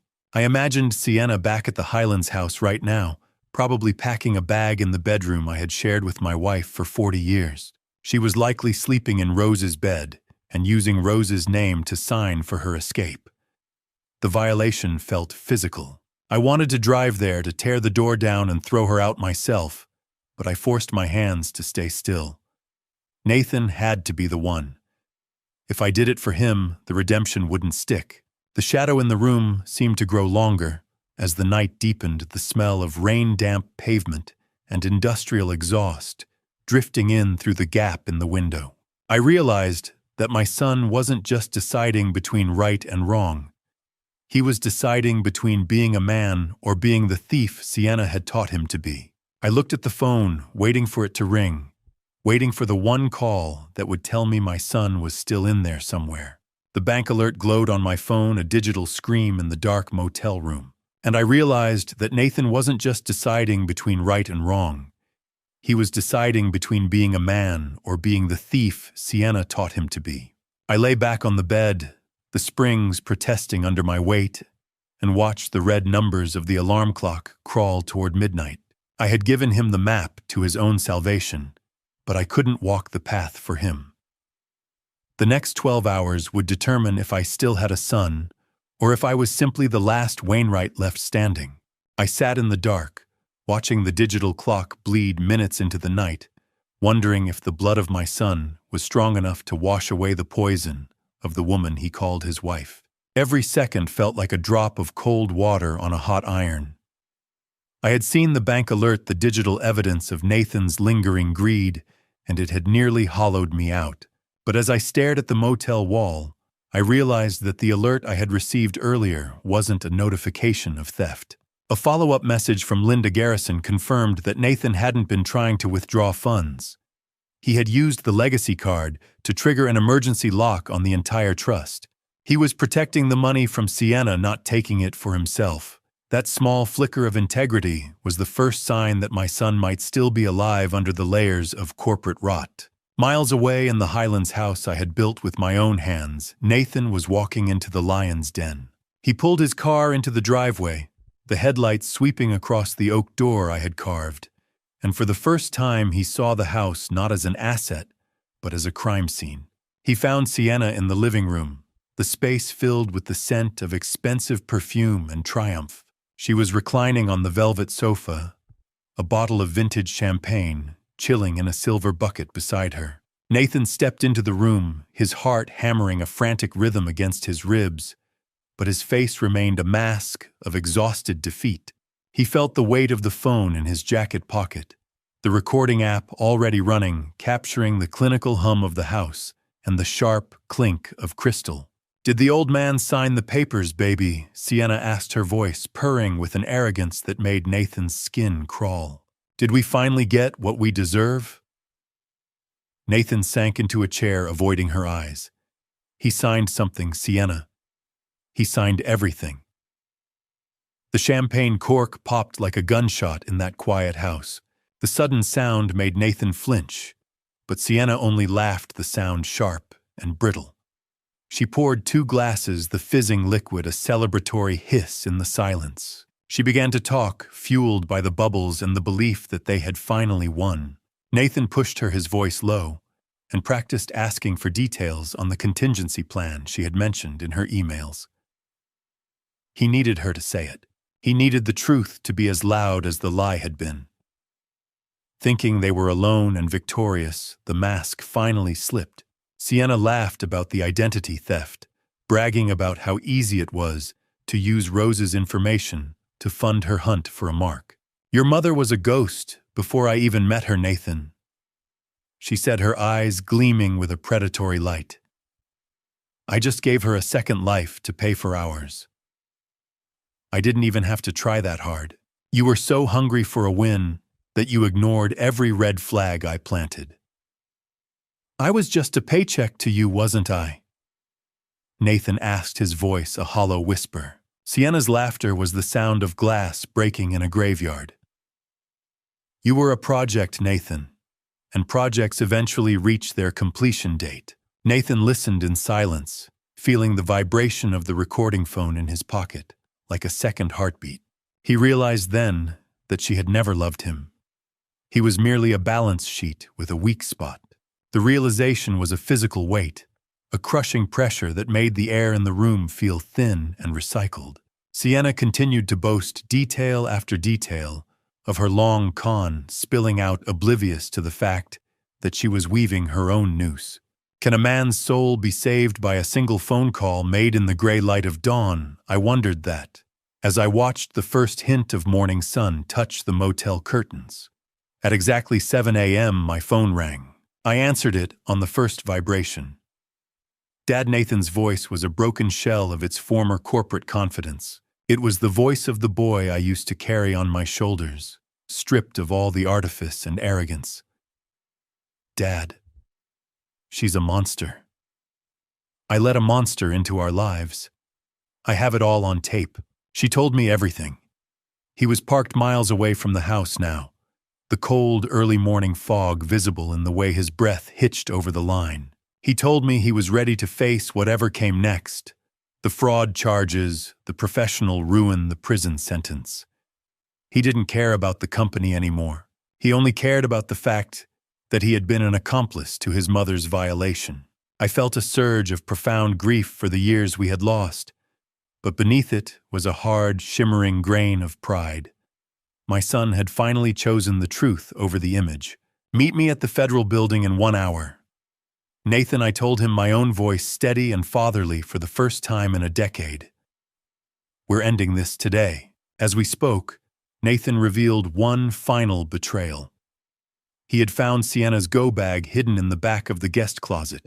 She already had a passport and a name he didn't recognize, and a thick envelope of cash. She had been planning to ditch him, even if the investment had gone through, leaving him to drown in the debt while she vanished into a new life. The predator had always intended to leave the mark behind. I hung up the phone and stood by the motel window watching the city wake up. The 24-hour clock had run out, and the man who called me was a man I could finally recognize. Nathan's voice cracked as he said the final words. "I'm outside the FBI office, Dad. I'm not running anymore." I grabbed my coat and the silver key, ready to meet him. The war for the Highlands was over. The march for justice was just beginning. The glass doors of the FBI field office hissed shut behind me, sealing out the morning traffic, and sealing in the finality of what my son and I were about to do. I turned to find Nathan standing in the sterile waiting room, his tailored suit rumpled and his face the color of wet ash. He was a shell of the man who had confidently evicted me weeks ago, clutching his phone like a lifeline, as if the recording inside were the only thing keeping him from floating away into the ether. We didn't speak. There were no words left for the hollow space between us, only the grim necessity of the truth. An agent emerged from the inner corridor, beckoning us toward the secure zone. We were ushered into a small, windowless interrogation room where Agent Lisa Crawford was waiting. She was a woman whose eyes held the weary patience of someone who spent her life counting other people's stolen money. I sat across from her, setting Victor's forensic files on the table with a heavy thud. "I'm not here to negotiate for my son, Agent," I said, my voice steady as a plumb line. "I'm here to ensure my wife's memory isn't the only thing he and that woman bury." Crawford nodded, her expression unreadable. Mr. Wainwright, this recording Nathan mentioned, it changes everything. It's not just corporate fraud now. It's a premeditated criminal conspiracy. Nathan played the audio. The clinical hum of the Highlands house filled the small room, followed by Sienna's sharp, brittle laughter.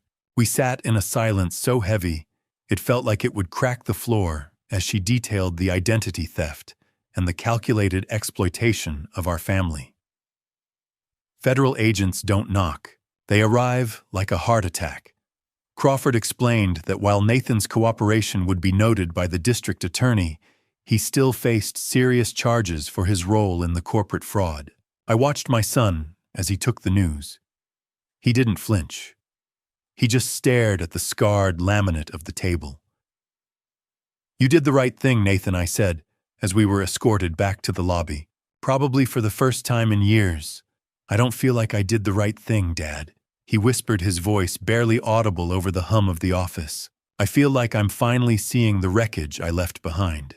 We drove separately to the Highlands, parked a block away, and walked to a vantage point that gave us a clear view of the house. I felt the biting Denver wind on my face, but I didn't feel the cold. I only felt the agonizing weight as the machinery of federal law began to move. Black SUVs began to idle in the parking lot of a nearby church, and I saw agents in tactical gear checking their radios. Can you ever truly go home again, when the hallway smells of a stranger's betrayal? I looked at the oak door I had carved myself, the vines and roses now just ornaments on a crime scene. Agent Crawford had revealed that Sienna was already on a federal watch list for a similar scheme in Seattle, but they had lacked the insider proof to move. Nathan's recording was the missing piece, the spark that ignited the fuse. Suddenly, the street was no longer quiet. The SUVs converged on the driveway, tires crunching on the gravel I had laid myself. The breach was fast and clinical. They didn't need to break the door. They had the master code from Nathan. I watched from across the street, hidden in plain sight, as the Highlands house became a stage for a predator's downfall. Sienna was let out in handcuffs minutes later. Her socialite mask was gone, replaced by a look of pure, animalistic rage. She wasn't the polished beauty Nathan had married. She was a cornered wolf, her hair disheveled and her eyes darting with a frantic, hateful energy. Sienna's rage was a dying fire, bright and hot, but with no fuel left to burn. When she spotted us standing together in the distance, her face contorted into something unrecognizable. She began to scream, her voice tearing through the quiet neighborhood. "She's gone, Nathan," I said, watching as they loaded her into the back of an SUV. "The house is quiet again." "It's not my house anymore, Dad," he replied, his eyes fixed on the pavement. It never really was. It was just a prop in her play. The violation felt final, a cleansing through fire. But as the SUV door slammed shut on her screams, the neighborhood fell into a heavy, expectant silence. The blue and red strobing of the police lights against the white siding of my home felt like a warning and a blessing all at once. The smell of diesel exhaust hung in the air, a gritty reminder of the world's intrusion into our sanctuary. As the last of the vehicles pulled away, Nathan turned to me, his hands deep in his pockets and his shoulders hunched. He looked at me with a question that chilled me more than the arrest ever could. "Dad, did you hear what she said?" he asked, referring to her final poisonous scream, that it had all been his idea. "You don't believe her, do you?" I looked at the house, then back at my son. The truth was a heavy burden, and we had only just begun to carry it. The sirens faded into the distance, leaving us on the sidewalk, where this had all begun, two men standing in the ruins of a legacy, waiting for the long road to restitution to show us the way home. The SUV door slammed shut on Sienna's screams, and as the sirens faded, Nathan turned to me with a question that chilled me more than the arrest. "Dad, did you hear what she said? You don't believe her? Do you?" I took a deep breath, the dry, dusty taste of the Highlands air filling my mouth, and wondered if we would ever truly be free of the ghosts we had invited in. Justice doesn't always taste like victory. Sometimes it tastes like the cold gray ash of a fire that burned down everything you ever loved. As the FBI vehicles disappeared around the corner of the Highlands, the silence that rushed back into my home was suffocating. I stood on the sidewalk for a long time watching the dust settle on the gravel driveway. Nathan remained beside me, his head bowed, his shoulders shaking with a silent, heavy grief. When he finally looked up, his eyes were searching mine for a forgiveness I wasn't yet ready to articulate. I didn't believe the poison Sienna had screamed as she was dragged away. I knew my son was many things, but he wasn't the architect of his mother's desecration. But the doubt she had planted was a weed that would take time to pull. I turned away from the house I had fought so hard to reclaim and looked toward the downtown skyline, realizing that the arrest was merely the end of the demolition. Now the rebuilding had to begin. I spent the following weeks immersed in a different kind of labor. Instead of chisels and planes, my tools were bank transfers and legal affidavits. I sat in attorney Kenneth's office day after day, liquidating vast portions of the legacy trust Rose had built in secret. I wasn't interested in the wealth anymore. I was interested in the Wainwright name. My wife built this wealth with patience and honesty, I told Kenneth as I signed another set of papers. I won't have it sitting in a bank while people she would have cared about are suffering because of my son's greed.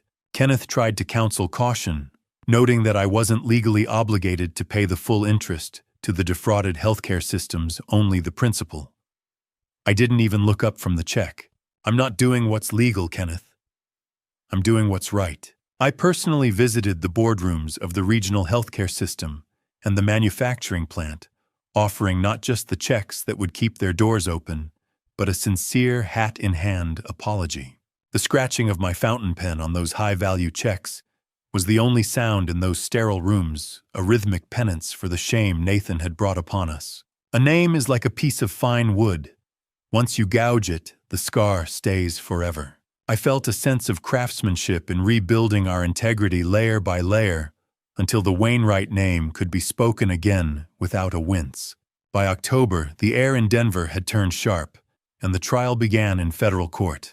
I was forced to sit in the gallery, the cold, unforgiving hardness of the gallery bench pressing against my spine as the gruesome details of the identity theft were aired out for the world to see. I watched Sienna Blake sit at the defense table, her socialite mask finally discarded for a look of calculated, icy indifference. But the real pain came when Nathan took the stand. He looked like a shadow of the man he had been, his expensive suits replaced by a somber, ill-fitting blazer. He delivered a harrowing confession that spared no detail of his own complicity or Sienna's expert manipulation. When the recording of Sienna laughing about Rose's second life echoed through the courtroom, I felt the air leave the room. There was an audible gasp of disgust from the jurors, a collective recoiling from a depravity that exceeded mere financial gain. During the cross-examination, the final layer of Sienna's deception was peeled away. It was revealed that she had already started a new profile on another wealthy Denver widower while she was still living under my roof, proving that her supposed love for Nathan had been entirely transactional from the first second. How do you watch your own son walk into a prison cell and feel like you finally saved him? It was a question that haunted me through the final days of the proceedings. The jury didn't take long. They returned a swift verdict of guilty for both defendants on all counts of wire fraud and conspiracy. The judge, a man who looked like he had seen too much of the world's rot, called for sentencing immediately. He spoke of the sanctity of the deceased and the predatory nature of the crimes. Sienna was sentenced to 8 years in federal prison. Nathan, due to his total cooperation and the restitution efforts I had spearheaded, received 18 months. I watched the bailiff approach my son, the metallic jingle of the keys sounding like a funeral bell. As the handcuffs snapped shut, I saw a flicker of relief in Nathan's eyes. The lies were finally over. The weight he had been carrying for years had finally crushed him, but in the breaking, he looked more like a Wainwright than he ever had in a boardroom. "I'll be waiting when you get out, Nathan," I whispered as they led him past the gallery. Just make sure the man I meet, then, is someone your mother would recognize. He stopped for a split second, his eyes wet. Thank you, Dad, he mouthed, for not letting me get away with it. The courtroom gavel wasn't just wood hitting wood. It was the final nail in the coffin of my son's arrogance. The echoing boom of the gavel signaled the end of the Wainwright era of scandal. As the room began to clear, the smell of floor wax and old wood suddenly felt lighter. Then the judge delivered one final blow to Sienna's legacy. He announced that her remaining offshore accounts, the ones she thought were buried in the digital ether, had been seized and would be added to the restitution fund I was managing. Sienna let out a strangled cry of rage as she was led away, her power finally utterly stripped. I stood alone in the emptying courtroom, the silence returning once more. Agent Crawford approached me, her face showing a rare, soft smile. She handed me a small envelope Nathan had asked her to hold. He said, "You'd need this for the next project," she whispered. I took it, feeling the weight of it in my hand, and walked out into the crisp Denver afternoon, ready for the long road of absence to begin. The workshop was a tomb of sawdust and silence, until I broke the seal on Nathan's envelope, discovering that even in his darkest hour, my son had finally started to build something that wouldn't rot. I sat on my old workbench, the same one I had defended against the locksmith months ago, and let the heavy silence of the Highlands house settle around me. The court case was over, Sienna was gone, and Nathan was beginning his 18-month penance in a federal facility. I had expected the envelope to contain a legal request, or perhaps a list of debts he still owed. But as I pulled out the thick vellum pages, I realized I had fundamentally underestimated the man my son was becoming. Tucked inside were detailed hand-drawn blueprints and sketches of a vocational school. He had titled it the Wainwright Learning Center. Nathan had spent his final days of freedom drafting a plan to use the remaining family land, the very acres he had once viewed as mere liquid assets, to teach the trades and ethics he had ignored for so long. There were diagrams for woodworking stations, textile rooms, and business classrooms focused on ethical leadership. "You didn't leave me a bill, Nathan," I whispered, my voice thick with a surge of paternal pride. "You left me a bridge." I felt a deep sense of healing as I traced the scratch of his pencil on the set of blueprints, realizing that his first act of true penance wasn't the legal confession he gave in court, but this vision for the community he had nearly betrayed. 18 months. 540 days of counting the cost of a lie. The time passed in a rhythmic cycle of construction and correspondence. While I worked with contractors to lay the foundation of the center, the smell of fresh pine and wet concrete becoming the new scent of my life, Nathan was undergoing his own transformation.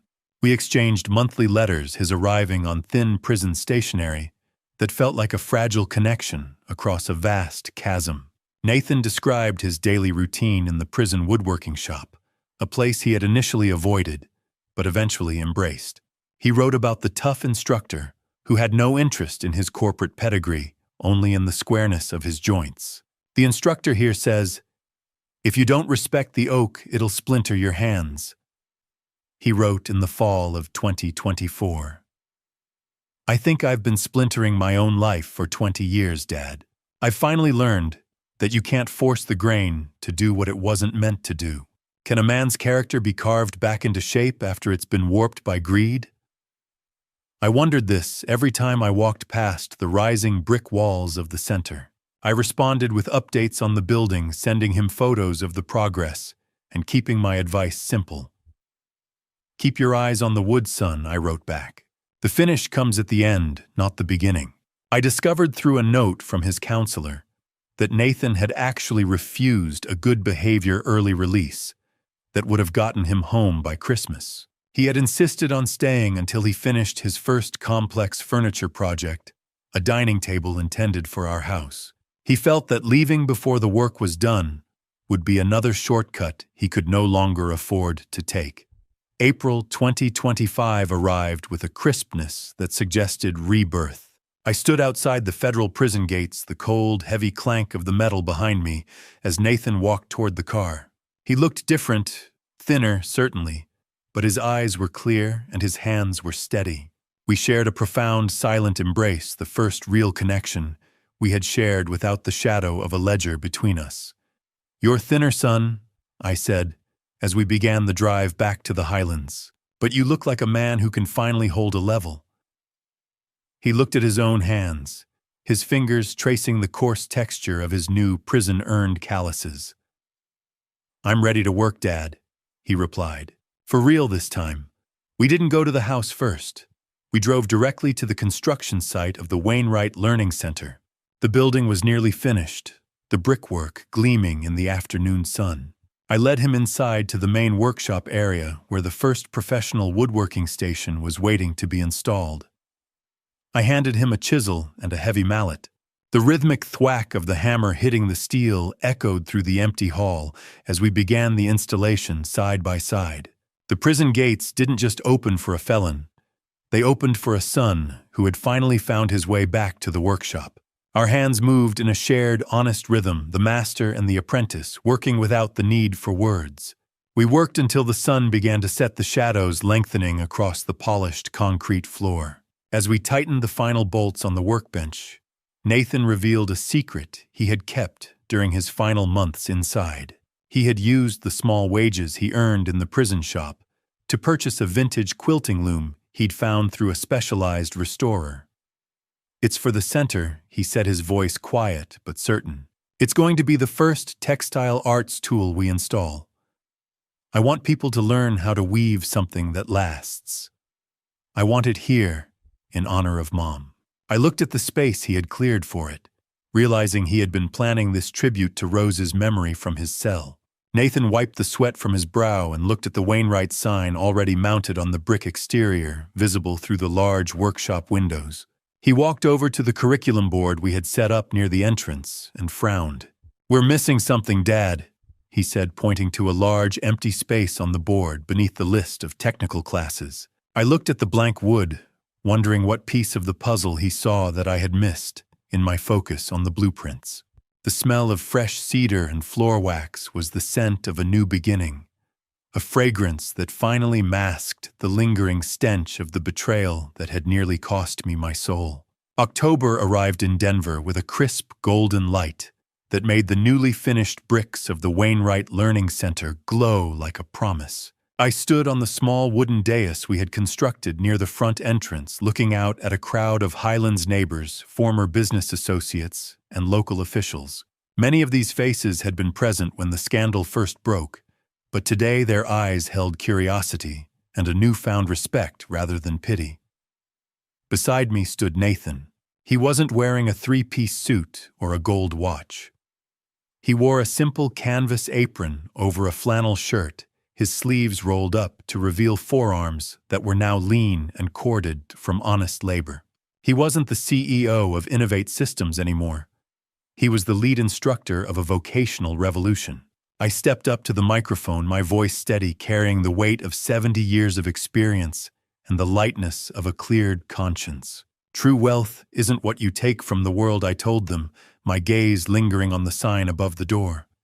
"It's what you leave behind in the hands of others. We're here to build more than furniture. We're here to build characters that won't warp under the heat of greed." I gripped the oversized scissors and felt the ribbon give way, a simple snip that signaled the end of my exile and the birth of a legacy Rose would have been proud of. Nathan leaned in as the applause rose, his face showing a quiet humility that the community had begun to respect. "I'm just here to teach what my father tried to show me 20 years ago," he whispered. "I hope I'm a better student this time. Have you ever seen a man find his way home by walking through a prison gate?" I watched him shake hands with the neighbors, and I knew the answer was yes. I discovered shortly after the ceremony that Nathan had been quietly using his small instructor salary to set up a scholarship fund in Rose's name specifically for victims of financial fraud. He was becoming the anchor for others that his mother had been for me. By November, the center was humming with the sound of activity. The first class of vocational students was ready to graduate, and the diversity of the group was a testament to the need we had filled. There were struggling young apprentices looking for a path, and there were elderly neighbors like Mrs. Williams. Mrs. Williams, a 70-year-old former factory worker with eyes that sparkled with the excitement of a schoolgirl, stood proudly by her lopsided but sturdy coffee table.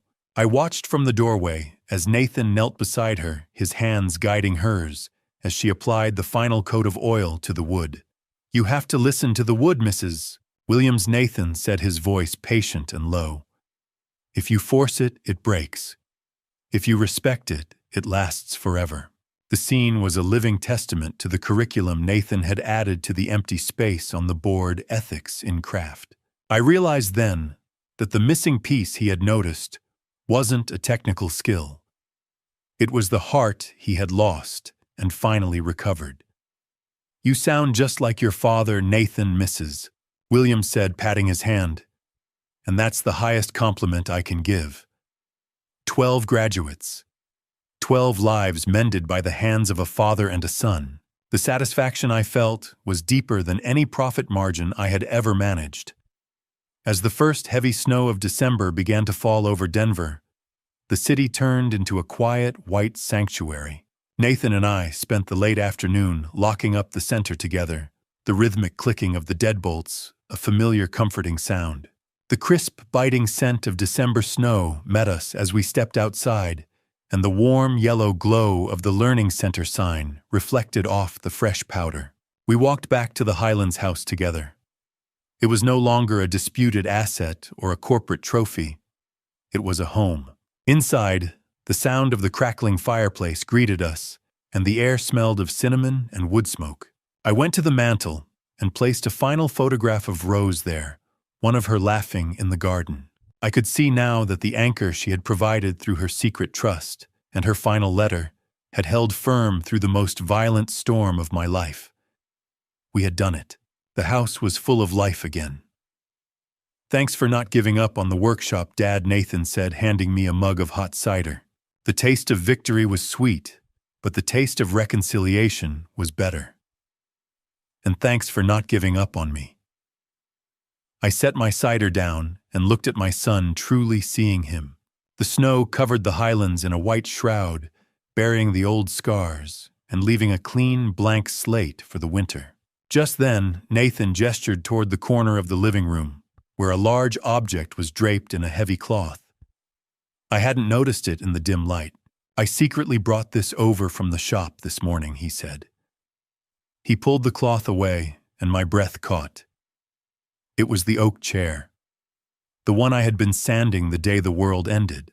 It was perfectly finished, the smooth, polished feel of the wood a marvel under my fingers. Nathan had secretly worked on it during his time in the prison shop and finished the fine detailing after his release.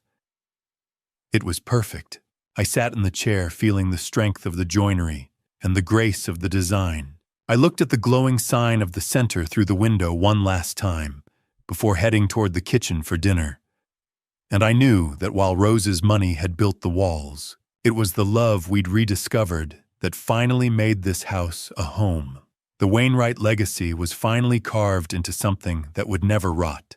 When I look back on everything that happened, I realize the greatest mistake I made was not losing my house or my company. It was ignoring the warning signs inside my own family. Pride can blind a father.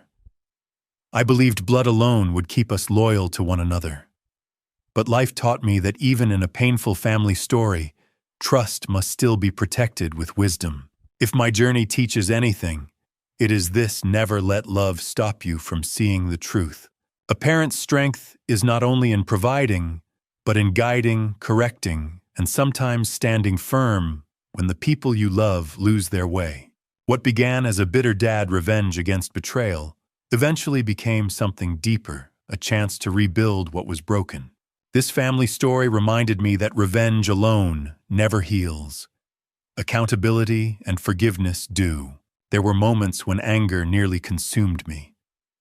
But through the storm, I learned patience, and I believe God allowed this trial so I could understand the difference between justice and hatred. In the end, my dad revenge was not about destroying my son. It was about saving what remained of our name.